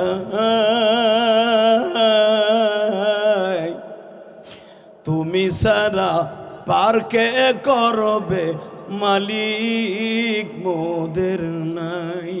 আল্লাহ দেখো যেই বাবাগুলা কান্তাছে, হয়তো তার ছেলেটা বিপদে, হয়তো তার ছেলেটা কাগজ নাই, পার হইতে পারে নাই, অনেকে কান্দেছে পলসুরাত কেমনে পার হবে মালিক রে। আল্লাহ জাহান্নামের আগুনের থেকে কেমনে বাঁচবো গো আল্লাহ। যারা চোখের পানি ফেলায় কাঁদবে, পলসুরাত বিজলির আকারে পার করে দিবে আল্লাহ।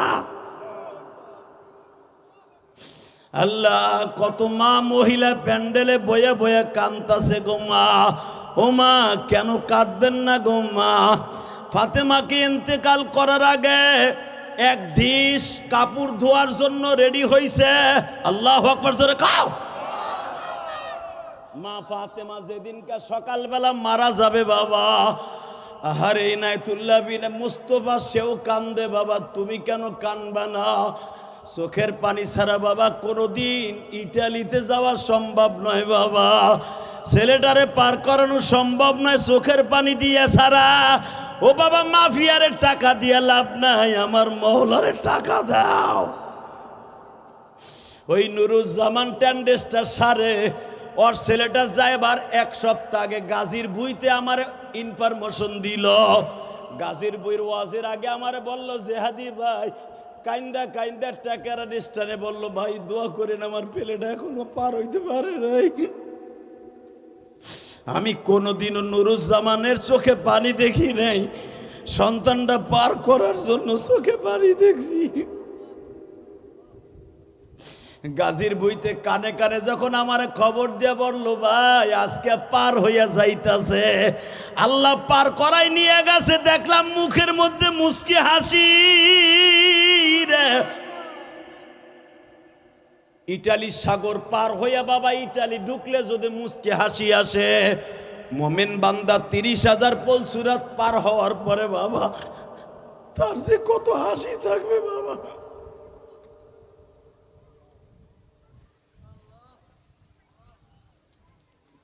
এইবার কানবেন। ফাতেমা যেদিন মারা যাবে ঠিক ওই দিনকে সকালবেলা এক ডিশ কাপড় ভিজাইছে। ফাতেমা মারা যাবে 11টার পরে। মারহাবা বলেন। কয়টা? জোরে কন, আরো জোরে। 6 মাস ধরে ফাতেমা ঘুমায় না, একটা সেকেন্ডের লেগে ঘুমায় না, খালি বাবার লেগে কান্দে। আব্বা আব্বা তুমি কইছো তোমার মরার 6 মাস পরে তোমার লগে কবরে আমার দেখা হইব। কবরে তোমার দেখা, কবরে দেখা হইব, কবে দেখা হইব তোমার সাথে?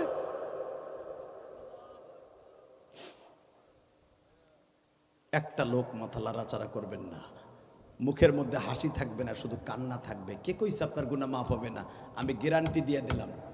ওয়াজটা টুটুল গাজীর হতে পারে, তার আব্বার হতে পারে, তার দাদা দাদির জন্য হতে পারে, এলাকার রুহের মাগফিরাত কামনায় প্রত্যেকটা কবরবাসীর জন্য হতে পারে। আজকের ওয়াজটা যারা কানবেন তাদের জন্য ওয়াজটা আজকে। মারহাবা বলেন, আরো জোরে বলেন। এক ডিশ কাপড়, প্রায় 30-40টা কাপড় হাসান হুসাইনের। ফাতেমার তো 5টা ছেলে মেয়ে। কয়টা? আপনি তো জানেন 2টার কথা। মেয়া ফাতেমার 5টা ছেলে মেয়ের কাপড় চুপুর, আলীর কাপড় চুপুর সব ফজরের নামাজের পরে ভিজাইয়া সাবান মাখাইয়া, আমার দিক তাকা, এইভাবে বালতিটার এইভাবে দিয়া, আমার নবীর একটা জুতা ছিল কাঠের জুতা, ওই জুতাটারও ফাতেমা বালতিতে ভিজাইছে। ভিজাইয়া বাবার জুতাটা চুমা দিয়ে কয়, আব্বা এই জুতাটা তুমি পরছিলে, তোমার জুতাটাও আমি ধুয়ে থিয়ে যাই আব্বা। ওই দিনকার রাত্রি আমার নবী ফাতেমার সাথে দেখা করছে। মা তুই কিন্তু আজকে চলে আসবি, তুই আলীর কাছ থেকে মাফ চেয়ে আসিস। জোরে জোরে জোরে জোরে। ও মা, যারা মহিলা প্যান্ডেলে পোলা পান ওঠা বসা করবি না, বসো সব, বেড়াই বসো। এই যারা রাস্তায় দাঁড়ায় আছো, রাস্তায় দাঁড়ায় থাকলে তোর কিন্তু খিচুড়িও দেবো না, তোর ঢোকতেও দেবো না, কিন্তু বদমাইশ। আল্লাহ হেফাজত করুক, জোরে না আমিন। কষ্ট হইতেছে আপনাদের? আর 10 মিনিট কথা বলবো। 11টা বাজে তো, 9:30 উঠছি। 12টা? ঠিক আছে, বয়ে থাকেন। এই বেটা রাস্তাতে নামবি, নলে তোর কপাল 2 দিক দিয়ে পোড়াবো। খিচুড়ির সময় তোরা ধাক্কায় বাইর করবো, আর যদি না আসো সেমন বরদোয়া দেবো, তুই জীবনে ইটালির মুখ হয়ে দেখবি না। ডোক। আল্লাহ কবুল করুক, জোরে কানা আমিন। আরো জোরে কানা আমিন। ওই দেখেন ইটালির লোভে দৌড় দেশে কি দৌড়, খিচুড়ির না। আল্লাহ কবুল করুক, জোরে কানা আমিন। তাকানের দিকে কোনো দিকে, এই জলদি বহ, বিএন সাহেবের বলা আল্লাহ জোরে বলেন, লা হাওলা ওয়ালা কুওয়াতা ইল্লা বিল্লাহিল আলিয়্যিল আযীম। বাপ, আমি আমার মা বোনদের কিছু কথা মাঝখান দিয়ে বলে যাই। ও মা, এক ডিশ কাপড় ফাতেমা ভিজাইছে, বাবার একটা কাপড়ের জুতা ছিল সেইটাও ভিজাইছে, সুন্দর করে ধুইয়া বাবার জুতাটায় চুমা দিয়ে কয়, আব্বা তোমার জুতাটাও ধুয়ে থুয়ে গেলাম, এটা একদিন জাদুঘরে থাকবে, আর তোমার রাগ দিন অনেক উম্মাদ গুলো তোমার এই জুতাটা দেখবে আর কানবে। নবীর এই জুতাটা মিশরের জাদুঘরে আছে, কায়রোর জাদুঘরে, জোরে কান মারহাবা। কারণ মিশরি আলার এক সময় এই সৌদি আরব শাসন করত, তখন নবীর স্মৃতিপূর্ণ জায়গাগুলো নিয়ে গেছে ওরা। আল্লাহ, আমি গুনাহগার দেখছি নবীর জুতা, নবীর যেই দাঁত 2টা ভাঙছিল ওই দাঁত 2টা, নবীর মাথার 19টা চুল, আমি গুনাহগার দেখছি। আলহামদুলিল্লাহ বলেন। আল্লাহ আল্লাহ দেখাইছে আপনাকে দোয়ায়। ওইগুলো দেখলে সহ্য হয় না, মনে হয় নবী বুঝি এখনো বয়ে রয়েছে ওখানে। ফাতেমা ওই জুতাটার সুন্দর করে ধুইতেছে। ইন দি মিন টাইমে হযরত আলী ফজরের নামাজ পড়ে কেবল আসছে, ঢুকছে। ঢোকার পরে ফাতেমারে দেহে অবিসুরাতে বয়ে বয়ে কাঁদতাছে। তা আলীর ইচ্ছা ছিল যে ফাতেমার কাজের মধ্যে সে সহযোগিতা করবে। তাইয়া দেহে 30-40টা কাপড় চুপুর, 5 জন পোলাপানের কাপড়, আলীর কাপড় সব ভিজাইছে। হযরত আলী রাদিয়াল্লাহু আনহু এসে জিজ্ঞেস করে, আপনি তো এমনি অসুস্থ মানুষ, এতগুলো কাপড় কিনলে লেগে ভিজাইছেন? বলে হাসানের আব্বা আবুল হাসান। ও আবুল হাসান বলেন। ও হাসানের আব্বা, হুসাইনের আব্বা বলেন, এখানে একটু জল চকি পাইতে বসেন। জোরে কান মারহাবা। জল চকিটা পাইতে এখানে বসেন। বসছে, জিজ্ঞেস করতেছে, আমার সাথে আপনার যেই কয় বছর বিয়ে হয়েছে, জীবনে তো আমি আপনাদের সুখ দিতে পারি নাই। হযরত আলী চট করে বললেন, তোমার মতো সুখ আমারে কেউ দেয় নাই। জোরে জোরে জোরে। ফাতেমা, তোমারে বিয়ে করার লাগে মক্কার সব শিল্পপতির পোলারা রেডি ছিল। 7 দিন পর্যন্ত তোমার বিয়ের ইন্টারভিউ হয়েছে। পৃথিবীতে কয়েকজন মহিলার বিয়ের ইন্টারভিউ 1 মাস 7 দিন 15 দিন পর্যন্ত হয়েছে, তার ভিতরে ফাতেমা একজন। আর ইব্রাহিম আলাইহিস সালামের প্রথম বিবি মা সায়রার বিবাহের ইন্টারভিউ একজন। সুবহানাল্লাহ বলেন। যেরকম ভাবে আমি গোড়ার থেকে আপনাদের একটু নিলেই বুঝতে থাকবেন, ইব্রাহিম আলাইহিস সালামের প্রথম বিবি আপনার মা, আমার মা সায়রা, ওই জামানার রাজার মায়া ছিল, রাজার মায়া, বাদশার মায়া, এবং বিশ্ব সুন্দরী ছিল মা সায়রা। ওই জামানায় মেয়েরা ছেলেকে চয়েস করত, ছেলেরা মেয়েকে চয়েস করতো না, পণ দিয়ে বিয়ে করার লাগতো।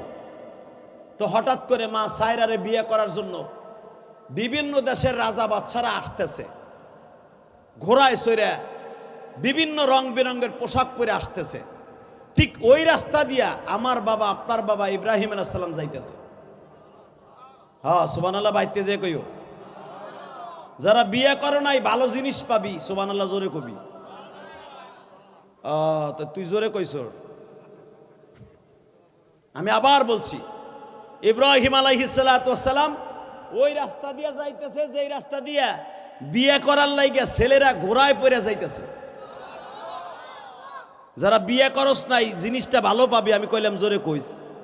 আর বুড়া যেগুলো আছে সেগুলো কন লাগবে না, চুপ করে বইতে না, আপনাকে দরকার নাই, ডুয়ে সিম লাগবো না। এটা আমার কথা না, ইব্রাহিম আলাইহিস সালামের কথা। তো ইব্রাহিম আলাইহিস সালাম রাস্তা দিয়ে যাইতেছে, ওই রাস্তা দিয়ে যারা বিয়ে করবে ওরাও ঘোড়ায় চড়ে যাইতেছে।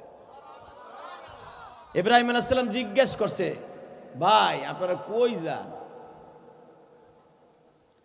বলে আমরা বিয়ে করতে যাই। কার বাড়ি? টুটুল গাজীর বাড়ি। টুটুল গাজীর কে? টুটুল গাজীর মাইয়া, অথবা টুটুল চেয়ারম্যানের মাইয়া, অথবা ফারুক খানের মাইয়া। কথা মনে হয় বুঝাইতে পারি নাই। আবার উল্টা পাল্টা বুঝেন না যে হ্যাঁ গো মাইয়া আবার হেরা বিয়ে করতে আইসিনি। এক্সাম্পল, ওই জামানার সবচাইতে বড় বাচ্চা, কালো গঞ্জি, মোডা বেডা, আল্লাহ কবুল করুক, জোরে না আমিন।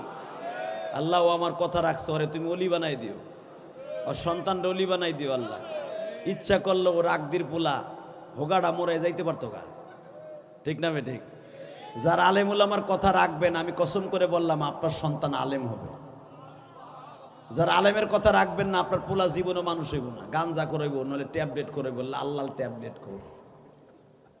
আল্লাহ হেফাজত করুক, জোরে না আমিন। রেডি? আর 10টা মিনিট কেউ উঠবেন না, ওঠার চেষ্টাও করবেন না, খুব মজা পাবেন, কারণ এটা কোরবানির মাস সামনে। জোরে কান মারহাবা। আমার আব্বা, আপনার আব্বা ইব্রাহিম আলাইহিস সালাম, শোনেন এই বাপটা সম্পর্কে কোরআনে আল্লাহ কি বলে। আমি আয়াতটা পড়ব, আপনার সমস্ত শক্তিতে আল্লাহু আকবার বলবেন, জীবনে হার্টের রোগ হবে না। রেডি?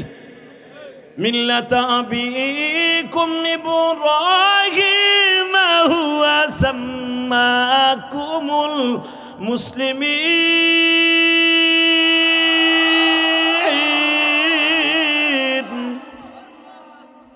মিল্লাতা আবিকুম ইব্রাহিম, সারা দুনিয়ার বাপ, মুসলমানের বাপ, জাতির পিতা ইব্রাহিম খলিল।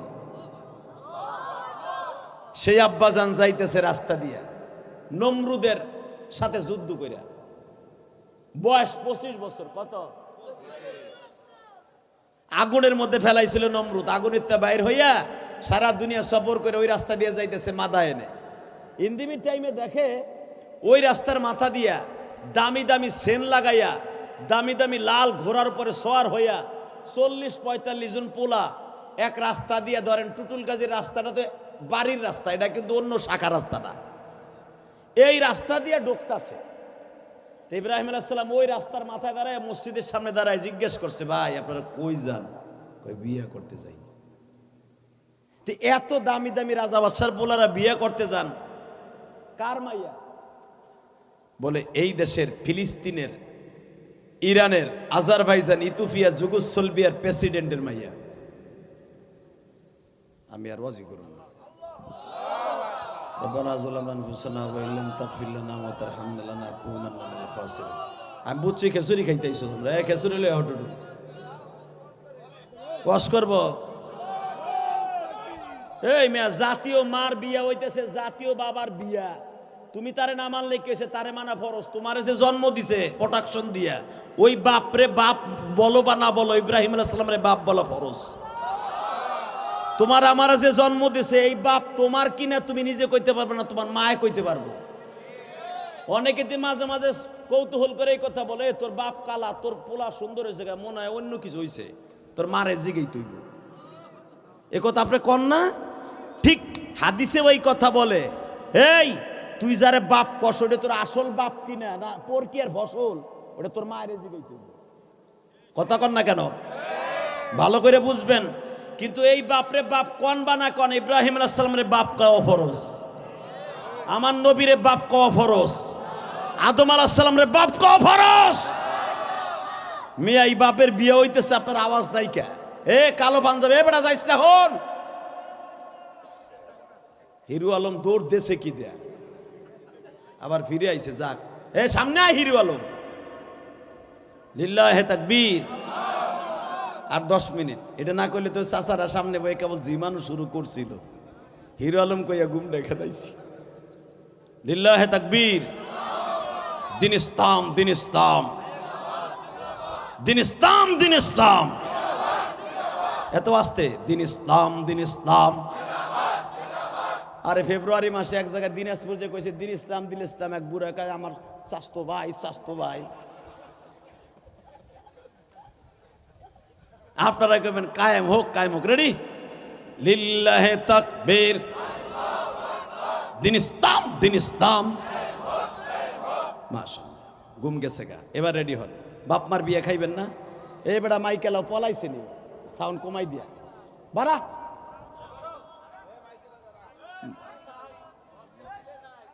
আল্লাহ জোরে কান মারহাবা। ও কমাই দিয়ে তুই নিচে বয়ে রইছ। মাস্টার বাড়া, টন বাড়া, টন ব্যাস কমা, মাস্টার বাড়া, মাস্টার বাড়া, আমি না বলা বন্ধ বাড়া, বাড়া বাস। এখন টন বাড়া, টন ব্যাস কমা, ব্যাস কমা, টন বাড়া। মারহাবা, লিল্লাহে তাকবীর। কি এখন ভালো শোনা যায় না? এটা বুঝবেন না, আমরা বুঝি। পরে কোন জায়গায় কি কইলে কাম হইব, তাকানে দিকে। তো জিজ্ঞেস করছে আমার আব্বা, আপনার আব্বা, জাতীয় আব্বা জিজ্ঞেস করছে, এই এত আপনারা যান কই? আপনারা কোন কই যায়? ও বিয়ে করেন নাই না? কই যায়? ধরে না আপনি বিয়ে করতে গেছেন ছাগল ছিরা, দাসের কান্দি গেছেন, অথবা আমাকে গজনে গেছেন।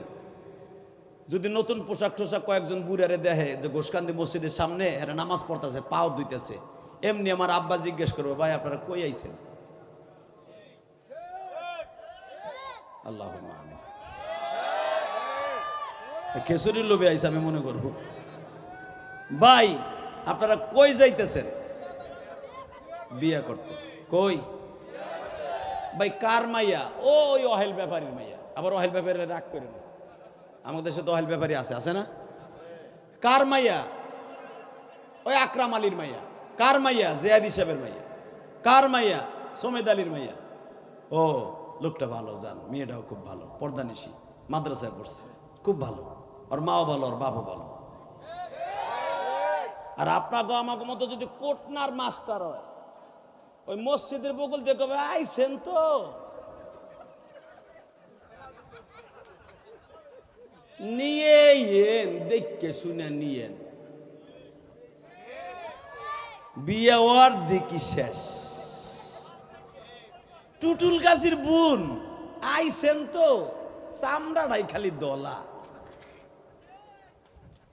ভিতরে কিছুই নেই, সব দালালির টাকা। রাগ করতেছে আপনার এটা কোন তাই কইলাম। হে মগার ভো মগা, তুই কইলি দালালির টাকা, তুই পারলে করে দেখ না। তোরে বিশ্বাস করে কেউ ওরে তো 20 লাখ দেয়, তোরে 20 টাকা দেয়নি, দেখবি তোরে একটা গোল্ড ডিপ খাওয়ার পয়সাও দিব না, তোরে দিলে ওটাও লস। কথা কর না কেন, জোরে কও মিয়া। খালি সমালোচনা করতে পারবে ওই পর্যন্ত যাই দেখো। ইলিয়াসুর রহমান যে হাদিস 25-26 বছর ওয়াজ করে, এই পর্যন্ত আইয়াছে আর একটা থাবুর দিয়ে দেখো না, একটা পোলা বানাও না এরকম। তারপরে আমার আর আমার বাবার সমালোচনা করো, কথা কন না কেন, কথা ঠিক না ভাই? কই যান কোন কোন? ইব্রাহিম আলাইহিস সালাম জিজ্ঞেস করছে কোরআন শরীফের কথা, সূরা আম্বিয়া, ভাই বিয়ে করতে আপনারা এইরকম সাজা সাজছেন কে? সে হিজলা পিটি ঘুমতো। কই বেটা, এই তুই মোল্লা মানুষ, তুই কি বুঝবি? জানো সেই মেয়েটা কি? মেয়েটা বিশ্ব সুন্দরী। সুবহানাল্লাহ। আমার মা আপনার মা সায়রার এক একটা প্রশংসা করবো, আর আপনি সুবহানাল্লাহ জোরে দিয়ে আল্লাহরে খুশি করবেন। রেডি? এই বেটা তুই জানোস মেয়েটা হলো বিশ্ব সুন্দরী, মেয়েটা হলো 28টা দেশের প্রেসিডেন্টের মাইয়া এবং নমরুদের আত্মীয়। কিন্তু নমরুদের আত্মীয় হইতে পারে, কিন্তু নমরুদের কথা সে শোনে না। নমরুদের উল্টা বলে ট্যাক্স দেয়। ইব্রাহিম আলাইহিস সালাম কাছে এই নমরুদরে মাইরা মুইরা ঈদের সাইলাম, হ্যান নামে হেনি কয় যাওগা। ভাই আপনারা বিয়ে করতে চাইতেছেন কে? হ, কোন বাড়িতে? এই যে হ্যানতে 4 কিলো গেলেই। ভাই আমি আপনাকে 5 আহি দেখি বিয়েটা কোন কোয়ালিটির হয়। আমার জীবনে এই কোয়ালিটি দেখি নেই যে এইভাবে হিজলে বিডিকে মতো সাইজে মাইয়ারে বিয়ে করতে যায়। আপনার শরীরের এমন কোন জায়গা নাই যে স্বর্ণ লাগান নাই, মায়েরা স্বর্ণ লাগায়, আপনারা লাগাইছেন মিয়া। মাইয়াটা যেরকম সে স্বর্ণ দেখেই যেন আমার বিয়ে করতে পাগল হয়ে যায়। আল্লাহর খলিল ইব্রাহিম কয় আল্লাহ আমি যামু। আল্লাহ কয় যা, যাই দেখ কি ভাই। রাজা বাদশার ছেলেদের পিছনে পিছনে ঘোড়ার পিছনে পিছনে গেছে। ইব্রাহিম আলাইহিস সালামের আপন ভাগ্নে ছিল, নাম ছিল তার লুত নবী। কি নাম? জোরে কর। মামার পিছনে পিছনে গেছে, প্রায় মামার থেকে প্রায় 14 বছরের ছোট মামা। এই রাজা বাসার পোলাপান গুলা যেভাবে যাইতেছে সেন মেন লাগাইয়া স্বর্ণ মন লাগাইয়া, মামা আমার বিশ্বাস করো খোদার কসম ওই খাটাস কষাইতে তোমারে ভাল দেখা যায়। মামা চলো আমরা যাই আর তোমারে প্রার্থী হিসেবে নাম তুলে দিই। রাজা বাসার পোলারা হ্যাঁ দেখতে যায়, আর আমার বিয়ে চয়েস করবো। মামা ওই খাটাস গুলার চেহারার দিক চাও আর তোমার চেহারার দিক চাও। মামা আমার বিশ্বাস এই মাইয়া তুমি ছক্কা মারবা। যদি মাইয়া চেহারার পাগল হয় তাহলে চেহারার দিক দিয়ে তুমি ছক্কা মারবা। ধরবে না না মামা, আল্লাহর কাছে জিগাও যাইতে কয় কিনা। এইবার আওয়াজ দিবেন, আপনার বাপের জন্মে কোনোদিন এত জোরে আওয়াজ দেন নাই। ইব্রাহিম আলাইহিস সালাম এবং নবীরা এবং আল্লাহওয়ালারা এবং এখানে যারা দাওয়াত ও তাবলীগের কাজ করেন, চরমোনাই যারা খাঁটি মুরিদ, দেখবেন যে কোনো কাজ করার আগে মওলার সাথে সেজদায় বই আগে কালেকশন করেন। এই যে নাইতুল্লাহ বিন মুস্তফা, মুসলমানের পোলা, মাদ্রাসার কোনো কাজ করতে গেলে, কোনো জায়গায় কিছু করতে গেলে আগে সেজদার মধ্যে মওলার সাথে যোগাযোগ করে।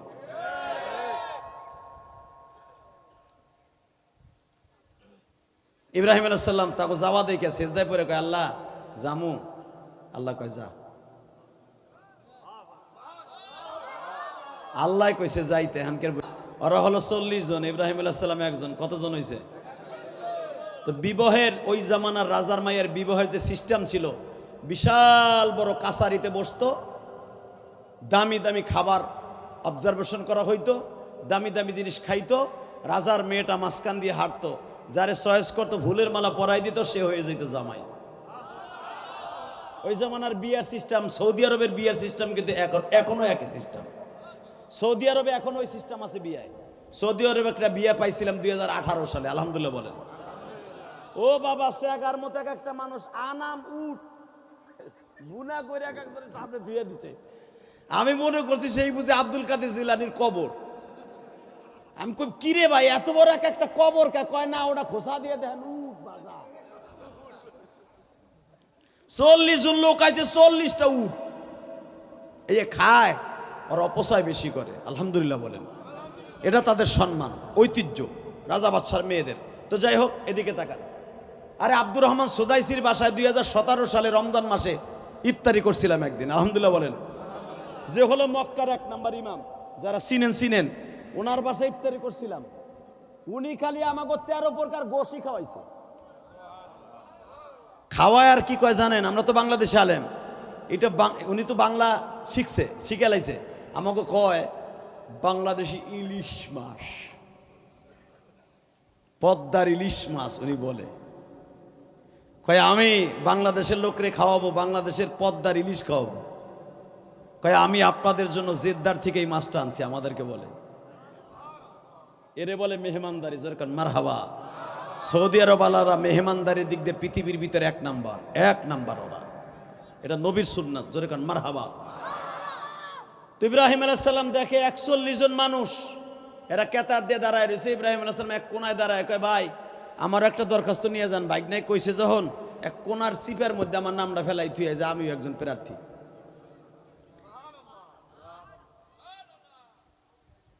আমার বোঝা শেষ, আপনারা বই রয়েছেন দায় ঠিক বিশ্বাস করেন। মন রয়েছে ডেক্সির দিকে, আমি আর এদিক যে লাভ নাই, আহেন তবা করে যাইগে, আবার কোনোদিন বাইসে থাকলে আবার আমু। বিয়ে খাবেন, বিয়েও খাবেন, জান্নাতও যাবেন, এখানেও খাবেন ইনশাল্লাহ বলেন। 3 কাজটা পাইতে হলে শক্তি খাড়াইতে হবে। রেডি? টুটুল গাজী আমার কি কয় জানেন খাওয়ার সময়? ভাই এমন পাকান পাকাইছি, যে কয়জনই হোক পেট ভরে খাইবো, এমন খাওয়া খাইবো উঠতে পারবো না। আমি কইলাম ইনশাল্লাহ। আপনি সিট লাইয়া খুদে লাগান, নইলে অতগুলো খাইবেন কেমনি মিয়া? বেড়ায় আস্তা গরু কিনে লইছে, ফেলাই দিছে আপনাকে লেগে, এর সাথে আর কি লাগে? আলহামদুলিল্লাহ বলেন। রেডি? এক সিপার মধ্যে দাঁড়াই রয়েছে। তো রাজা বাদশার পোলারা আলেমুলা মারে দেখলে তো টিটকারা এমনি মারে, কথা কন না কে? এই যে ইনায়তুল্লাহ ভাই যদি রাজর অথবা টেকেরাট মাছের বাজারে যায়, বড় বড় মাছ দেখা গেছে, ইটালিয়ান পোলা বাবা হাতের মধ্যে ব্যাসলাইট, স্বর্ণের 3.5 ভরি, 5টা আঙ্গুলে 5টা আংটি, যায় দেখে বোয়াল মাছ একটা 8,000 টাকার। এই বেটা বেতনই পাই হুদা 12,000 টাকা, 8,000 টাকা দিয়ে মাছ খাইব নি নাইতুল্লাহ। হে তো খালি মাছের দোকান দিয়ে ঘুরে আর দেখে যে এটা কেডা কেনে দেহি ইটালিয়ান এক পার্টি আইছে, এই যে হোগা মোরাইতে কথা। আর এই স্টাইলটা কি? 5টা আংটি দেখা গায় কথা, ঠিক না বেটে? কথা। এমন এক ঘটনা ঘটে গেছে ঢাকা জুরাইন মাছের বাজারে।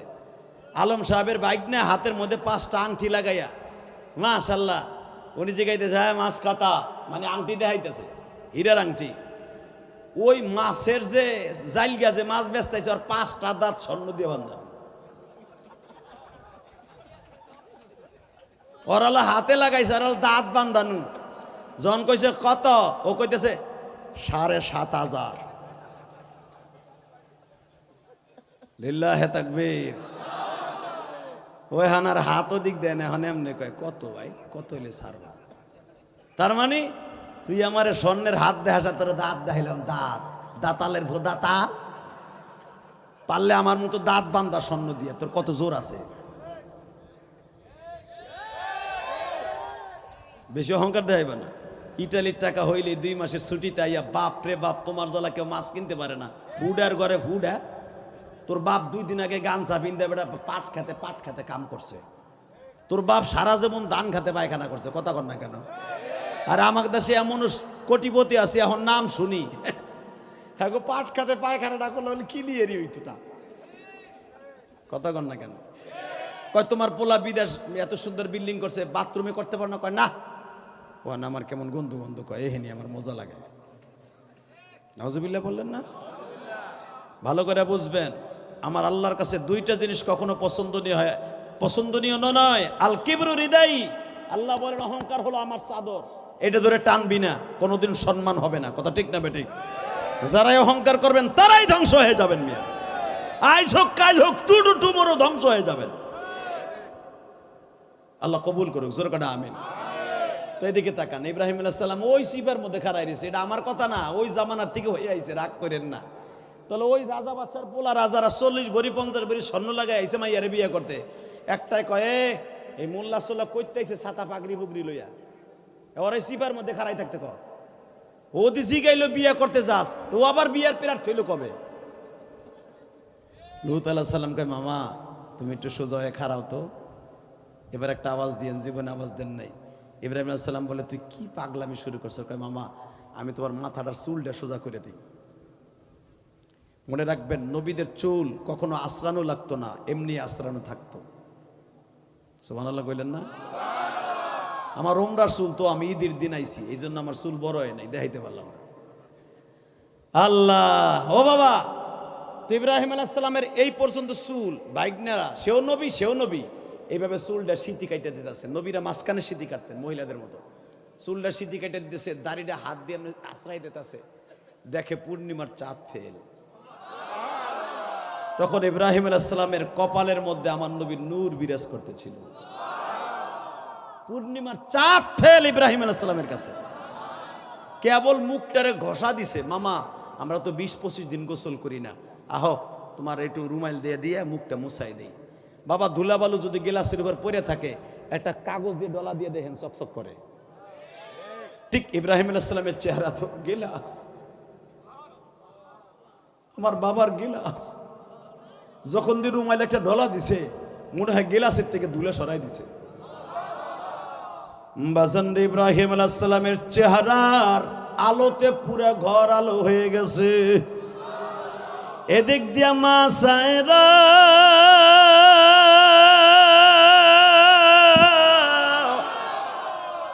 আরো 1 সপ্তাহ আগের থেকে স্বামী চয়েস করে, বাবা একজনও পছন্দ হয় না। আজকে তার বান্ধবীদেরকে বলতেছে, বান্ধবীরা আজকে আমার শেষ দিনের ইন্টারভিউ, আজকে যদি কাউরে চয়েস না করি আমার জীবনের বিয়ে হইব না। শুনছি আজকে রাজা বাচ্চার ছেলেরা আসতেছে, দামি দামি ছেলেরা রাজা বাচ্চার চাইতে আর কে হইতে পারে। কিন্তু বান্ধবী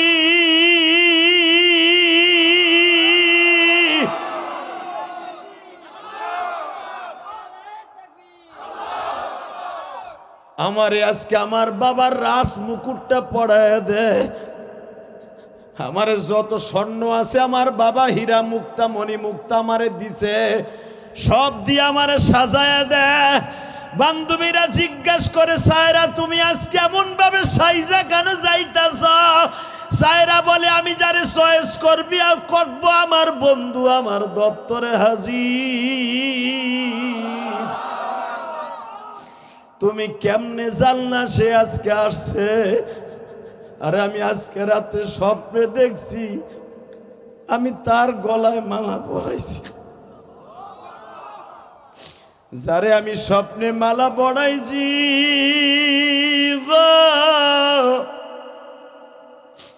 আমার বোন বলে, সে যদি আজকে আইসা থাকে সে আমার স্বামী হইব। বাজানরে 41 জন বিয়ার প্রার্থী দাঁড়ায় আছে লাইন দিয়া। মা সায়রা বিশ্ব সুন্দরী, পৃথিবীর ভিতরে সবচেয়ে দামি সুন্দরী আল্লাহ কোরআনে ঘোষণা করেন।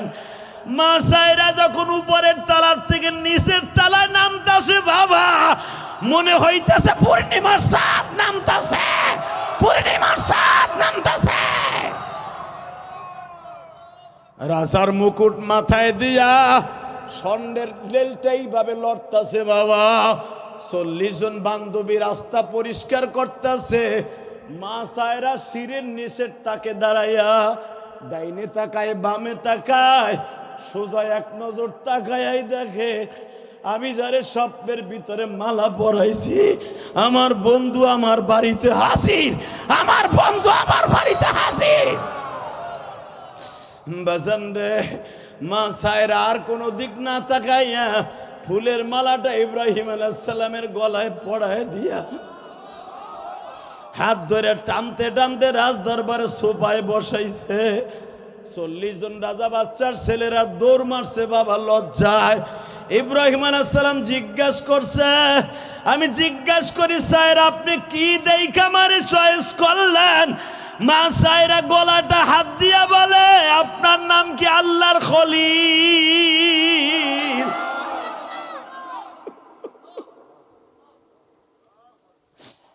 আমি বালেগ হওয়ার আগ পর থেকেই আমি আপনার দেখি। সায়রা কি দেখেন? রাত্রে আমি উম্মতে মুহাম্মাদির নূর দেখি। আমি আপনার কপালের মধ্যে মুহাম্মাদের নূর দেখছি। আমি আপনার চিনার দরকার নাই, আমি আপনার কি চিনবো? মওলাই তো চিনে দিছে। আল্লাহ ইব্রাহিম নবীর কথা শুনে যারা আনন্দে চিত্তে কেঁদে দিয়েছে, এই মানুষগুলারে কোনোদিন জাহান্নামের আগুনে জ্বালায়ও না। বাবা এখন চোখের পানি ফেলাইবার কানবা, আমি জানো দেখতে পাই কার মা নাই কার বাবা নাই। ইব্রাহিম আলাইহিস সালাম এখন কেন কান্দে জানেননি? ইব্রাহিম বলে বিয়ার অনুষ্ঠানে কাবিন নামায় বাবার নামটা তুলতে হয়, আমি আমার বাবার কাছে পাইলাম। আমি এমনই কপাল পোড়া, আমি আমার মারেও দেখাইতে পারলাম না। আমার মা বাবা নমরুদের কাছে রয়ে গেছে, আমি ইব্রাহিম মরিয়া যাই, আমার মা বাবাও চায়। অবাজান এখন চিল্লাবার কানবা। বাসর ঘরে যখন আপনার মা আমার মা, আপনার বাবা আমার বাবা, ইব্রাহিম আর সায়রা দুইজন দুই দিকে ফিরে বসে আছে। জিব্রাইল তাদের মাঝে আসছে। ইব্রাহিম রে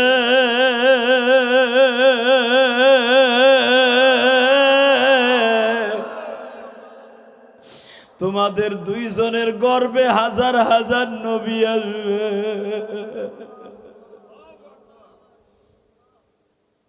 বাবা বনি ইসরাইলের যত নবী সব মা সায়রার থেকে আসছে,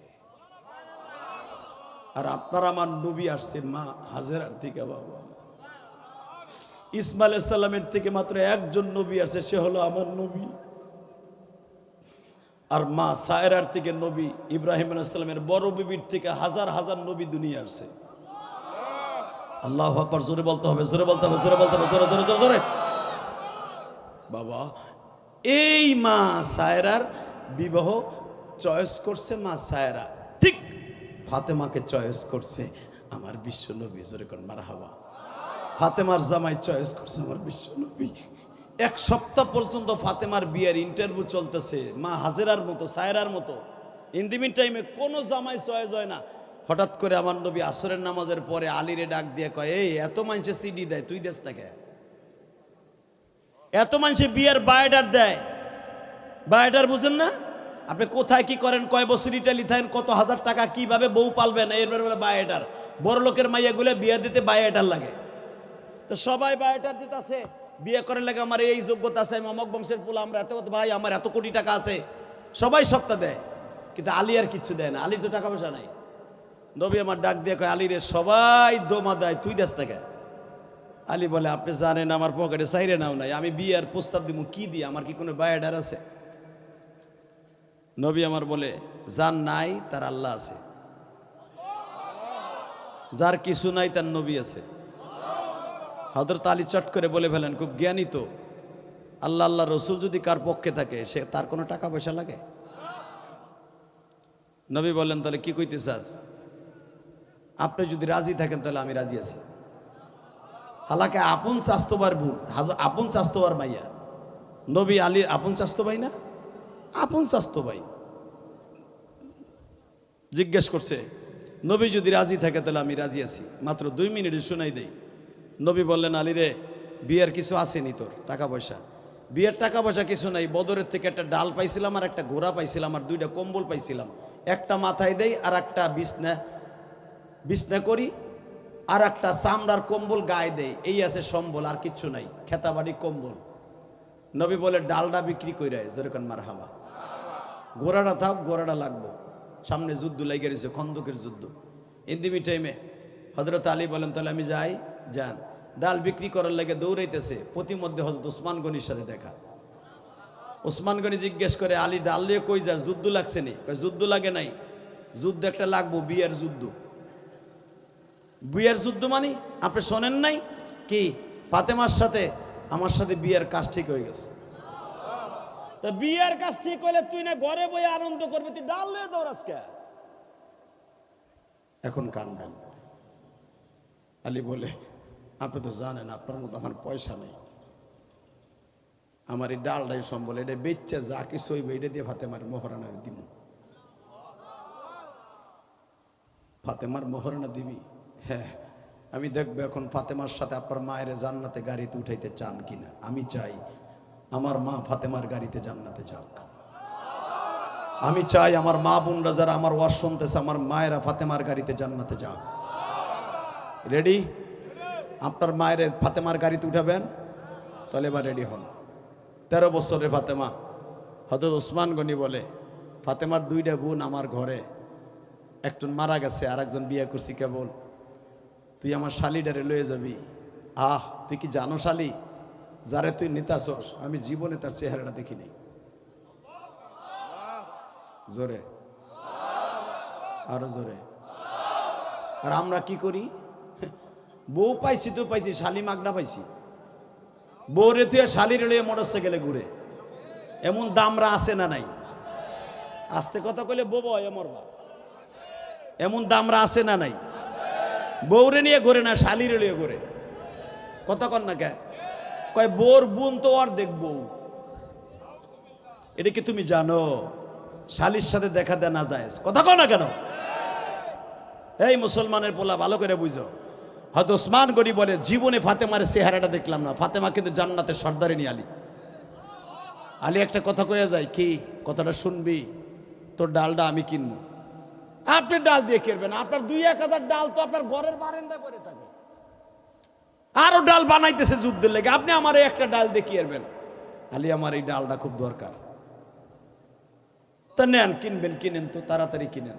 বলে, আলী কত বেচবি? দেন 2 টাকা দেন, এটার দাম আছে 1.5 টাকা, 8 আনা বাড়ায় দেন। ওসমান গনি বলে, 2 টাকা বুঝি না, 4 টাকা বুঝি না, আমার পকেটে যা আছে সব দিমু তোরে। আল্লাহুম্মা আমিন। আমার মন মতো হইলে ওয়াজ করবো, নাহলে যাবো। আমি আবার বলছি, আমার ডাইন পকেটে যা আছে সব দিমু তোরে। একটা টান দিছে, টোন দিয়ে উঠে দে 450 দিনার। 450 দিনার মেয়া কি মনে করলেন আপনি? আলীর হাতের মধ্যে দিয়ে বলে, আলী রে, যা খরচা করার দরকার খরচা করিস, বাকিটা ফাতেমার বাসর ঘরের লেগে রেখে দিস। আলী একটা কথা কই, কি এতগুলো টাকা দিয়ে ডালটা কিনলাম, তুই তো একবার জিজ্ঞেস করলি না এত টাকা দিয়ে ডালটা কিনলাম কেন কিনলি? আলী, এই ডালটা দিয়ে আমি জাহান্নামের আগুন ফিরাম। শুধু তুই একটা কথা কইয়া যা, কি কিয়ামতের মাঠে যখন 4টা সূর্য 4 দিক থেকে উদিত হবে, সূর্যের তাপে মাথার মগজগুলা ফুটান্ত ভাতের পানির মতো বলকাইতে থাকবে, আল্লাহ সেদিন তুই বলবি, এই ডালটা ফাতেমার বিয়ার অনুষ্ঠানের জন্য কেনা হয়েছিল, ফাতেমার বিয়ার অনুষ্ঠানের জন্য কেনা হয়েছিল। এই কথাটা তুই শুধু আল্লাহরে একবার বলবি।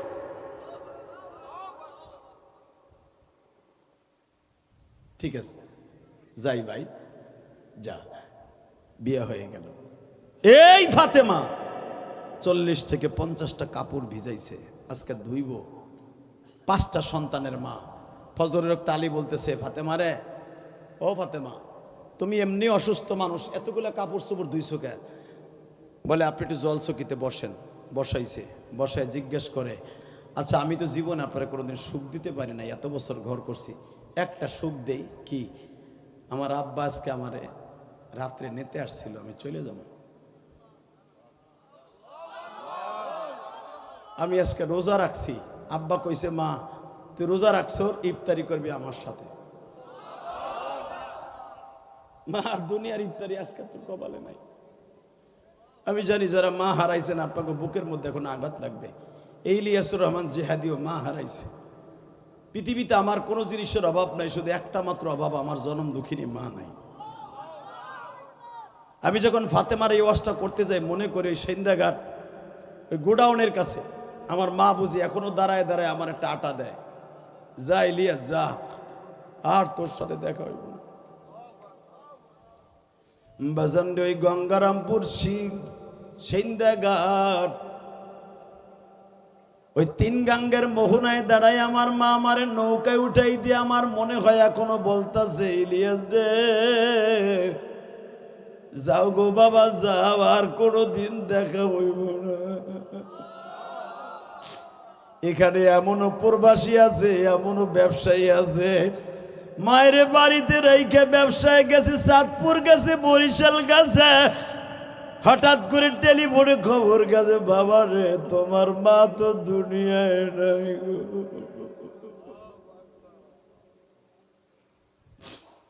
দুনিয়ার অনেক কিছু ভুলে যাওয়া যায় বাবা, মা বাবার মৃত্যুর স্মৃতি ভুলে যাওয়া যায় না। আল্লাহ যারা মায়ের কথা মনে করে এখন কাঁদবে, তাদের মায়ের কবরটা জান্নাতের বাগান বানায় দিবা। আজকে যখন টেকেরাট নামছি বাবা বাসের থেকে, একজন আমার কি বলে জানো, সকালে মৌলানা ওমর সাহেবের মসজিদে আমার একটা জরুরি মিটিং ছিল বাবা। এখানে এই যে মৌলানা সাহেব ছিল, কি জানো তোমার নাম, হ্যাঁ এই মৌলানা ফরিদ ছিল, জিজ্ঞেস করবেন সকালবেলা নাইমে ওই নুরুজ্জামানের সাথে দেখা হয়েছে বাস স্ট্যান্ড নাইমে কেবল বাবা ওই মোড়টা পার হয়ে ওমর সাহেবের মসজিদের দিকে যাচ্ছি, হঠাৎ করে একজন আমারে বলে, হুজুর আজকে না টুটুল গাজীর বাড়ি ওয়াজ। আমি বললাম হ্যাঁ হুজুর আমার লেগে দোয়া করে, আমি সৌদি আরব ছিলাম হুজুর, এখন আমি ইটালি যাবো হুজুর, আমাকে বাড়ি গঙ্গারামপুর, টাকা জমা দিছি হুজুর, কিন্তু সবচেয়ে কষ্ট কি, আপনি তো মায়ের ওয়াজ করেন হুজুর, যদি সুযোগ পাই তাহলে ওয়াজে যাবো নে হুজুর। আমার মা আমারে সৌদি আরব যখন আমি যাই তখন আমার মা ছিল সৌদি আরব হুজুর, আমি 3 বছর অবৈধ ছিলাম, আমার মা ওই অবৈধ অবস্থায় থাকা অবস্থায় মারা গেছে, আমি আমার মায়ের লাশটাও দেখতে পারি নাই। আপনি যে বলছেন না গঙ্গারামপুর দেশটা আপনার মা আপনার বিদায় দিছে হুজুর, আবার মা ইন্তেকালের পরে বারবার আপনার কথাটা মনে পড়ছে, আপনার ওয়াজ আমি এখনো শুনি আর কাঁদছি, মা বা কইয়া কাঁদছি। বাজানটা আমি আপনাকে বলবো, আপনিও মার কথা মনে করে এখন কাঁদবেন। এ কলিজার টুকরা বাইরা রে, এখন আমি যখন হরিশ্বর অথবা এই গোডাউনের কাজ দিয়ে কখনো গাড়ি চালাই যাই, বারবার আমার মার কথা মনে পড়ে। আমার মনে পড়ে সুইচ গেটের ওই দাম মাঝখানে ঠোঁটাটায় দাঁড়ায় বুঝি মা আমারে হাত লড়ায় লড়ায় বলে, ইলিয়াস রে যাও গো বাবা যাও, আর তোমার সাথে দেখা হইব না। তোমরা যারা বিদেশ যাইতে চাও বাবা যাও, কোনো দুঃখ নাই, হতে পারে আসিয়া মা বাবার লাশটা দেখতে পারো বা কবরটা দেখতে পারো। আল্লাহ যারা দাড়ি পাকা মুসলমান বাজানরা কান্দে, এদের মা বাবার কবরটা এখন জান্নাতের বাগান বানায় দিবা। ফাতেমা যখন বলে, হাসানের আব্বা, আমার আব্বাসকে বলছে রোজা রাখছস মা, ইফতারি করবি আমি বাপের সাথে, আমি আজকে আমার আব্বার সাথে দেখা করার জন্য চলিয়া যাব। হাসানের আব্বা,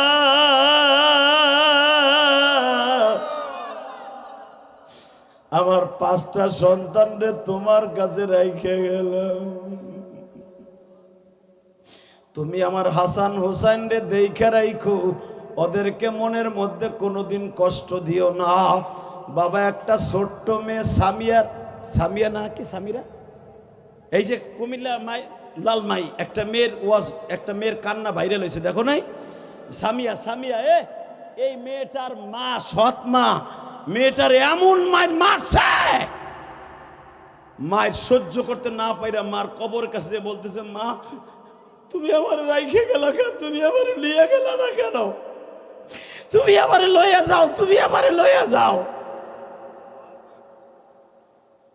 দেখেন মেয়েটার কপাল খুলে গেছে, এই কুমিল্লার ডিসি পর্যন্ত মেয়েটারে যে সান্ত্বনা দিচ্ছে। বাংলাদেশের সব মিডিয়াগুলা মেয়েটার দিকে এমনভাবে ঝুঁকিয়া পড়ছে, এই মেয়েটার সৎ মা এখন পালাইছে মাইরের ডরে। সবকিছুর মালিককে। মনে রাখবেন, যাদের মা বাবা মারা যাবে এদের চোখের পানি আমার আল্লাহ সহ্য করতে পারে না, আল্লাহ সহ্য করতে পারে না। আর সে আজিম পর্যন্ত কাঁদতে থাকে যখন বলছে আমার হাসান হোসেনে দেখে রাখো, আর তুমি আমারে মাফ করে দিও। পৃথিবীর কোনো মহিলা নাই তার স্বামী যদি মাফ না করে আল্লাহ তারে মাফ করবে।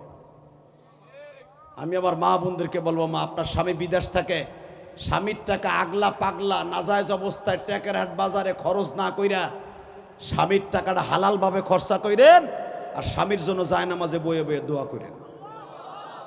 অনেক কিছু মহিলা আছে বিদেশে কত কষ্টের টাকা, ওই যে মাতবা, ওই যে যারা মালয়েশিয়া আছে ওদের কাছে জিজ্ঞেস করবেন, এই মুসলমানের পোলা, সিঙ্গাপুর যারা আছে জিজ্ঞেস করবা, সৌদি আরব যারা থাকে ওকে কাছে জিজ্ঞেস করবা, নিজের বাপের বাড়িতে জীবনে একটা টিন লাগায় নাই, ঘর ছাউনি দেয় নাই, জীবনে নিজের বিল্ডিং এর কাজ অন্য মিস্ত্রি দিয়ে করায়, ওই হাত দিয়েই মালয়েশিয়া যে আর একজনের বিল্ডিং এর কাজ করে।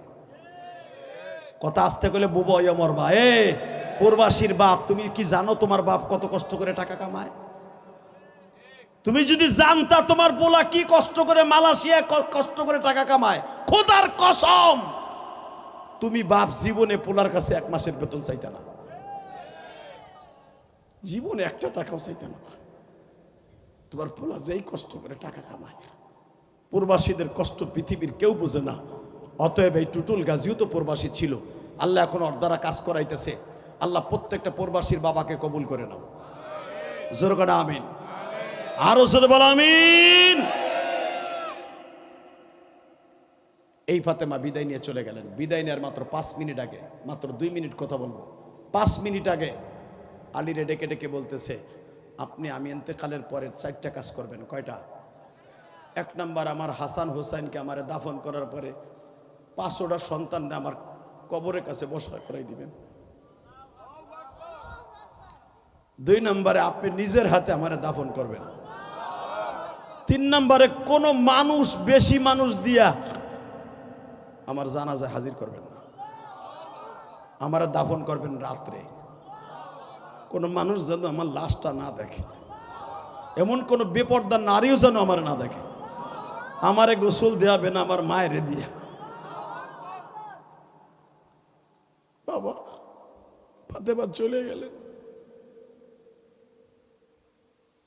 আলী সারাটা দিন কাঁদলেন, 5টা সন্তান কাঁদে। হযরত আলী নিজে ফাতেমারে কবরে শোয়াবে, এখন কানবেন। কবরে শোয়ার আগে হযরত আলীর একজন আপন ভাইগনা আবু যর গেফারি, জোরকার মারহাবা, আবু যর গেফারি, এক তো ভাইগনা আর এক তো ছোট্টকালের বন্ধু, কবরের মধ্যে যে জিজ্ঞাসা করতেছে, কবর রে তোর ভিতরে এমন একজন মহিলাকে রাখা হইতেছে যে হলো হাসান হুসাইনের মা, তোর মধ্যে এমন একজন মহিলাকে রাখা হইতেছে যে আল ফাতেমাতু সাইয়্যিদাতু নিসাই আহলিল জান্নাহ, তোর মধ্যে এমন একজন মহিলারে রাখা হচ্ছে যেই মহিলার সিগনেচার ছাড়া দুনিয়ায় কোন মহিলা জান্নাতে যেতে পারবে না। তোর মধ্যে এমন একজন মহিলার রাখা হচ্ছে যেই মেয়েটা জন্মের পরে আমার নবী তার শরীরের এমন কোন জায়গা নাই আদর করে নাই। বাজানরে কবরের থেকে উল্টা ফিলে আওয়াজ আসছে, আবু যর রে বেশি পাম দিস না, আবু যর বেশি পাম দিস না, আমি ফাতেমারে চিনি না, আলীর বিবিরে চিনি না, হাসান হোসেন জান্নাতের সর্দার তাদের মাকে চিনি না, আমি চিনি ফামাইয়া আমাল মিসকালা যাররাতিন খায়রান ইয়ারা ওয়া মাইয়া আমাল মিসকালা যাররাতিন শাররান ইয়ারা। আমি চিনি তারে যার নেক পরিমাণ জাররা পরিমাণ নেক আছে তারে চিনি, আর যার জাররা পরিমাণ বদ আছে তারে চিনি, আর কাউরে চিনি না। যদি বদের পালা ভারী হয় রে আবু যর, ফাতেমার ডাইন পাশের পাজরের হাড় বাম পাশের ভিতর ঢুকে দিব আল্লাহ। শুধু তাই নয় রে আবু যর, ফাতেমার মাথা আর পাও আমি এক বলের মতো, ফুটবলের মতো এক জায়গায় করে নিয়ে আসবো। বাজান আমি আপনাদের দুইটা পাও ধরে বলবো, ফাতেমার এই অবস্থা যদি কবরের থেকে আওয়াজ আসে, আপনার আমার কবরের অবস্থা কি হবে জানি না। বাবা একটা আওয়াজ দিয়ে বলবেন কি, কবরের আযাব বাঁচাইতে হলে 5 ওয়াক্ত নামাজ পড়তে হবে। কে কে পড়বেন? লিল্লাহে তাকবীর। আল্লাহ তুমি ছায়া দেখো মালিক। 27 মার্চ হাজার হাজার মানুষ ওয়াজের মাঠে বসে রাত 11:30টার সময় হাত তুলে ওয়াদা করছে, আল্লাহ জীবনে এক ওয়াক্ত নামাজ কামাই দিব না। আল্লাহ এখানে আমার আব্বা আছে, চাচারা আছে, শাস্তু ভাইরা আছে। কয়েকদিন আগে আমার শাস্তু ভাই ইমদাদ মারা গেছে মালিক রে।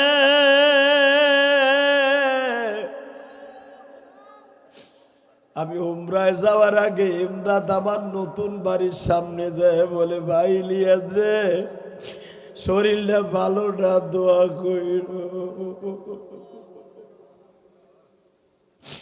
এই কথা বলার 1 সপ্তাহ পরে আমি সৌদি বসে শুনলাম আমার ভাইটা জইলা গেছে মালিক। ছোট্ট ছোট্ট বাচ্চাগুলা রাইখে কবরে চলে গেছে।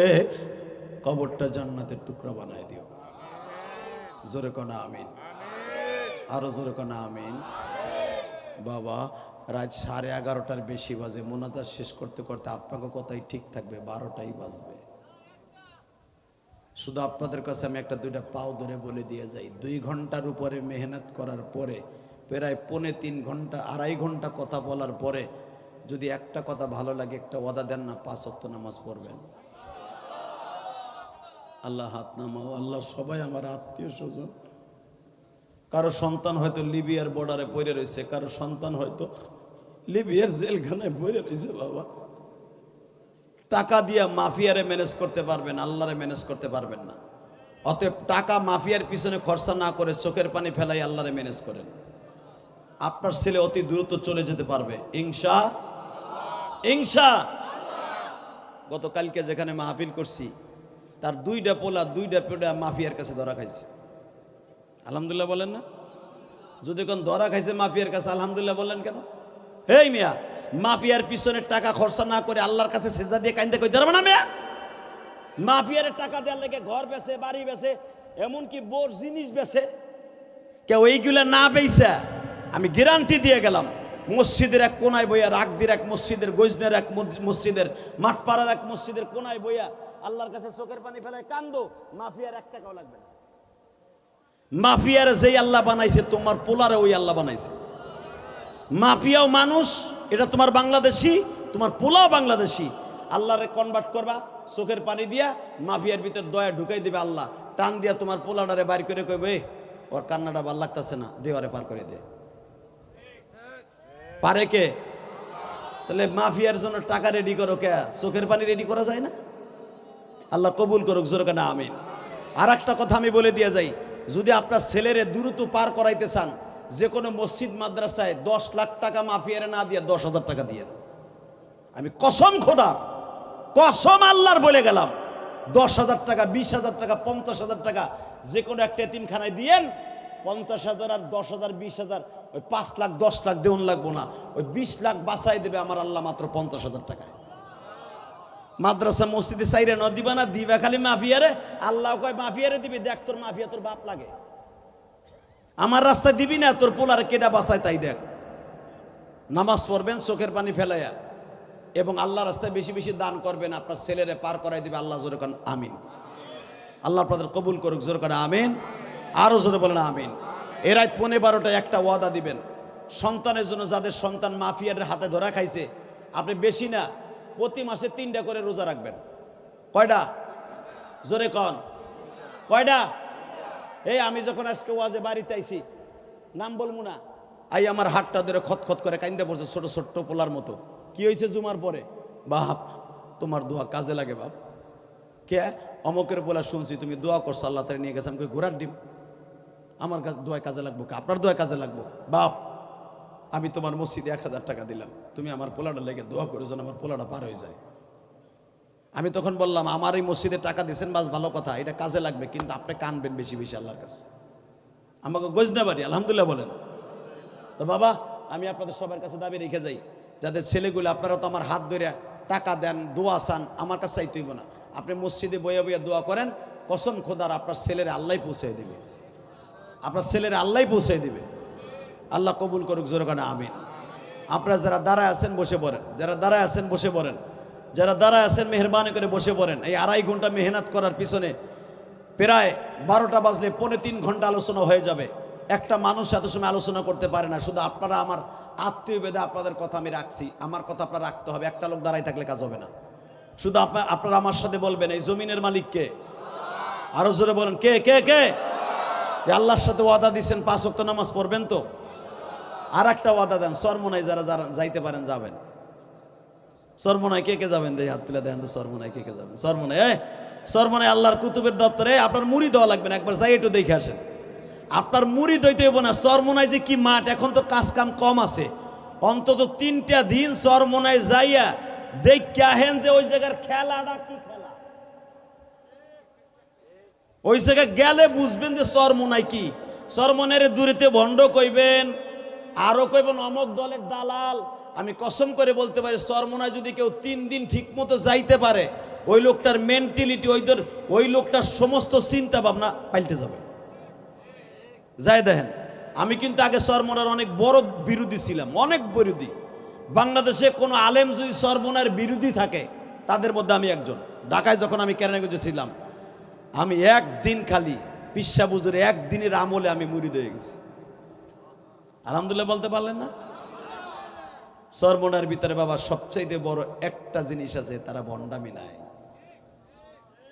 কোনো ভণ্ডামি নাই, এবং কোনো মহিলা মুরিদ করার সিস্টেম নাই। আপনি 3 দিন চরমোনাইয়ের মাঠে যাবেন, 10 কিলোর ভিতরে কোনো মহিলা দেখতে পাবেন না। অতএব মেহরবানি করে আপনারা চরমোনাইয়ের দাওয়াত দিলাম, যাবেন। আমি টুটুল গাজীর জন্য দোয়া চাই, ওর মার জন্য দোয়া চাই। ওর মা এত নরম দিলের মানুষ, হয়তো টুটুল গাজীর আল্লাহ এত উপরে উঠেছে একমাত্র মায়ের দোয়ার কারণে। আর আমারে আল্লাহ এত উপরে উঠেছে আমার মায়ের দোয়ার কারণে, আমার বাবার দোয়ার কারণে। আলহামদুলিল্লাহ বলেন। বাবা আমি ঢাকায় কেরানীগঞ্জে 4 কোটি টাকা খরচ করে একটা মসজিদ বানাইছি। এই যে আমাকে ঘুষকান্দি আর একটা মসজিদ সবাই মিলে জিলে বানাইতেছে। আমার লক্ষ লক্ষ টাকা গেছে এই মসজিদে, আরও দিব। আলহামদুলিল্লাহ বলেন।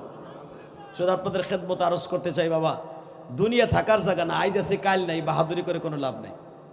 অতএব সবাই যে যে অবস্থায় আছেন, আমি আমার মা বোনদেরকে বলবো, স্বামীর খেদমত ঠিক মতো করবেন, 5 ওয়াক্ত নামাজ পড়বেন। বর্তমানে অধিকাংশ প্রবাসীর বউরা প্রবাসীরে কষ্ট দেয়, কথা কন না কেন? প্রবাসীর কিনে দেয়া পয়সা দিয়া, প্রবাসীর টাকা দিয়া মোবাইল কিনে দিছে, প্রবাসী বেটার লগে কথা কয় না, তার নাঙের লগে টাঙ্কি মারে। এমন বাটপার বিড়ি আছে না নাই? হারামি বিটি, স্বামী মোবাইল কিনা টাকা দিয়া সেই নাঙের লগে কথা কয়। তোর ভয় নাই হারামি? স্বামীর কষ্টের টাকা দিয়ে মোবাইল পাঠাইছে বিদেশ থেকে, মালয়েশিয়াতে, সিঙ্গাপুর থেকে, ইটালির থেকে। মগির ঘরে মগি কথা কয়, আর নাঙের লগে পুরান নাং আছে যেটা এক্স বয়ফ্রেন্ড, ওইটার লগে কথা কয়। এক্স বয়ফ্রেন্ড তো আপনি বুড়া বুঝবেন না, মানে তার নাং পুরান না। খবরদার, যে সমস্ত মহিলারা আমার ওয়াজ শুনতে আসছে, স্বামীর ভালোবাসার টাকা দিয়ে যদি অন্য পুরুষের সাথে কথা বলো, খোদার কসম তুই মা ফাতেমার সাথে জান্নাতে যেতে পারবি না। আল্লাহ আমার মা বোনদেরকে হেফাজত করুক, আমার মা বোনদেরকে হেফাজত করুক, আমার মা বোনদেরকে কবুল করুক। স্বামীর খেদমত ছাড়া, স্বামীর খুশি ছাড়া কোনো মহিলা যত নামাজ রোজা যা করবা, জান্নাত হারাম হারাম হারাম হারাম। অতএব এই আমল করার তৌফিক আল্লাহ দান করুক। ফাতেমা ইন্তেকালের সময় একটাই ওসিয়াত ছিল, আপনি আমার মাফ না করলে আমার আব্বা আমার ইফতারি খাইতে দিব না মরার পরে। আল্লাহ আমাদের সবাইকে তৌফিক দিক, যেরকম আমিন। আসেন তওবা করে আস্তাগফিরুল্লাহ রব্বি মিন কুল্লি জামবেও ওয়াতুবু ইলাইহি লা হাওলা ওয়ালা কুওয়াতা ইল্লা বিল্লাহিল আলিয়্যিল আযীম লা ইলাহা ইল্লাল্লাহু মুহাম্মাদুর রাসূলুল্লাহ সাল্লাল্লাহু আলাইহি সাল্লাম। আজকের মাহফিল যারা করেছেন, বিশেষ করে টুটুল গাজী এবং পশ্চিম রাগদির যত কবরবাসী আছে, সবার জন্য দোয়া চাই। এবং আজকের মাহফিলে যিনি সভাপতি ছিলেন, অত্যন্ত বুজুর্গ মানুষ, এনায়েতুল্লাহ বিন মুস্তফা, আমার আগে যিনি ওয়াজ করেছেন হযরত আল্লাম হযরত মাওলানা ওমর ফারুক সাহেব, অনেক বড় আলেম, অনেক বড় আলেম। আপনারা চিনবেন না ওমর ফারুক সাহেবকে। ওমর ফারুক সাহেব এক তো বক্তা ভালো, দ্বিতীয় নম্বর আলেমও ভালো। অনেকে আছে বক্তা ভালো, সাতার আলেম ভালো না। ওমর ফারুক সাহেব আলেমও ভালো, বক্তাও ভালো। আল্লাহ কবুল করে, জোর করে আমিন।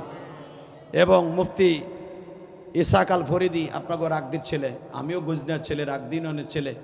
আরে বাবা, একটা লোক যদি জান্নাতে যায় আমরা সবাই যাইতে পারবো ইনশাআল্লাহ তাআলা।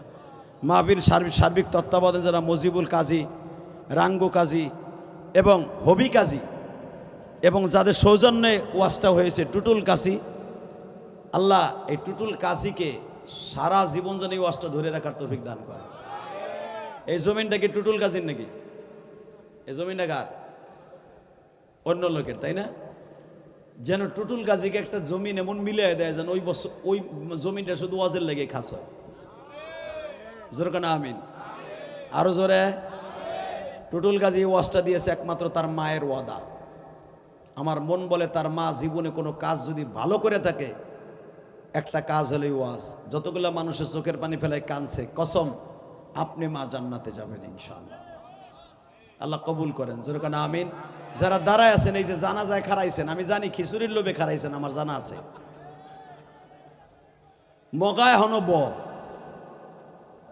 তুই তো আইসর এক প্লেট খাওয়ানোর লেগে আর কিছুর লেগে আহস নাই, আমার জানা আছে। ব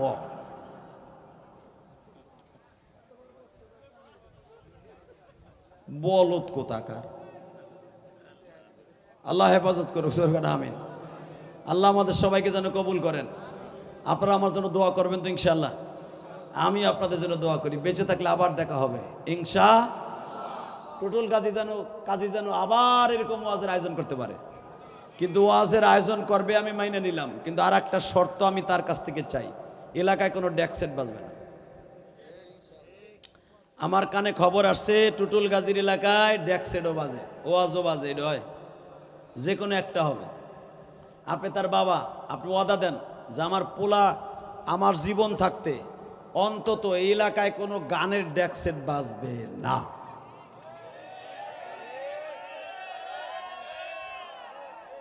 কথা কর না কেন? ডেক সেট বাজবে না বেটা। যদি বাজে আর ডেক সেট আর ওরে একসাথে ভাঙবি, পারবা? পারবা? একদিন অনেক ছেলেরা পারবা? যদি এই ডেক সেট ভাঙতে যাই তুমি মামলা খাও, আমি তোমার সাথে আছি, যত লাখ টাকা লাগে আমি আছি। পারবে না ইনশাল্লাহ? লিল্লাহে তাকবীর, লিল্লাহে তাকবীর। দিন ইসলাম, দিন ইসলাম। অন্তত এই এলাকায় ডেক সেট, গানের ডেক সেট ঈদের সময়, কোরবানির সময় বাজবে না। যে মিনিটের এক ভাড়া করে, অটো ভাড়া করে যারা ডেক সেট বাজায় বাজায় গান বাজাবে, ওই অটো রিক্সা ভাঙে ফেলাবি, শয়তানের বাক্সু ভাঙবি। যদি মামলা খাস আমার কাছে বলবি, আমি তোর লগে আছি ইনশাল্লাহ। বলেন টুটুল গাজী তোর সঙ্গে আছে যদি মামলা খাস। আর এইগুলারে পিডাইয়া ভাঙলে মামলা খাওয়ার কোনো সম্ভাবনা কমই আছে, কারণ পুলিশরাও এটা পছন্দ করে না, এটা শব্দ দূষণ। চিন্তা করে দেখছেন এইগুলা যখন বাজায়, রাস্তা দিয়ে বাজে, হাড়ি পাতিল সুদ্ধা কাঁপে, গিলাসের থাই তাও কাঁপে, তাহলে বুঝেন কানের তালা কি পরিমাণ ফাটে। আল্লাহ আমার ভাইদেরকে হেদায়েত নসিব করুক, আল্লাহ আমাদের সবাইকে কবুল করুক। তাহলে টুটুল গাজীর বাবা ওয়াদা দিছেন তো, অন্তত আপনার ছেলেরে বলবেন, বাপ তোর যে কয় লাখ টাকা লাগে এইটারে ফিরা, পিড়াইয়া ফিরা, বাইরাইয়া ভাঙ, বরকতি দিয়া লাগে আমি বাপ দেব ইনশাল্লাহ। বলেন রাজি আছেন আপনারা? কে কে রাজি আছেন? আল্লাহকে হাত তুলে দেখান। ওই এক চাচা নিচে থুয়ে দিয়েছে, চিন্তা করে আমার নাতি তো আনছিল দেখছে। হে বুড়া উঠাও, লিল্লাহে তাকবীর। না মানা, মাশাআল্লাহ। আল্লাহ এদেরকে জান্নাত নসিব করে দিও, আল্লাহ এদের ছেলে মেয়েরে কবুল করে নিও, আল্লাহ এদের সবাইকে তুমি মাফ করে দিও। আল্লাহ 5 ওয়াক্ত নামাজি বানায় দিও, আমার বিশ্ব নবীর গাড়িতে জান্নাত নসিব করে দিও। আল্লাহ টুটুল গাজীকে সমস্ত বিপদ আপদ থেকে রক্ষা করো, আর জন্ম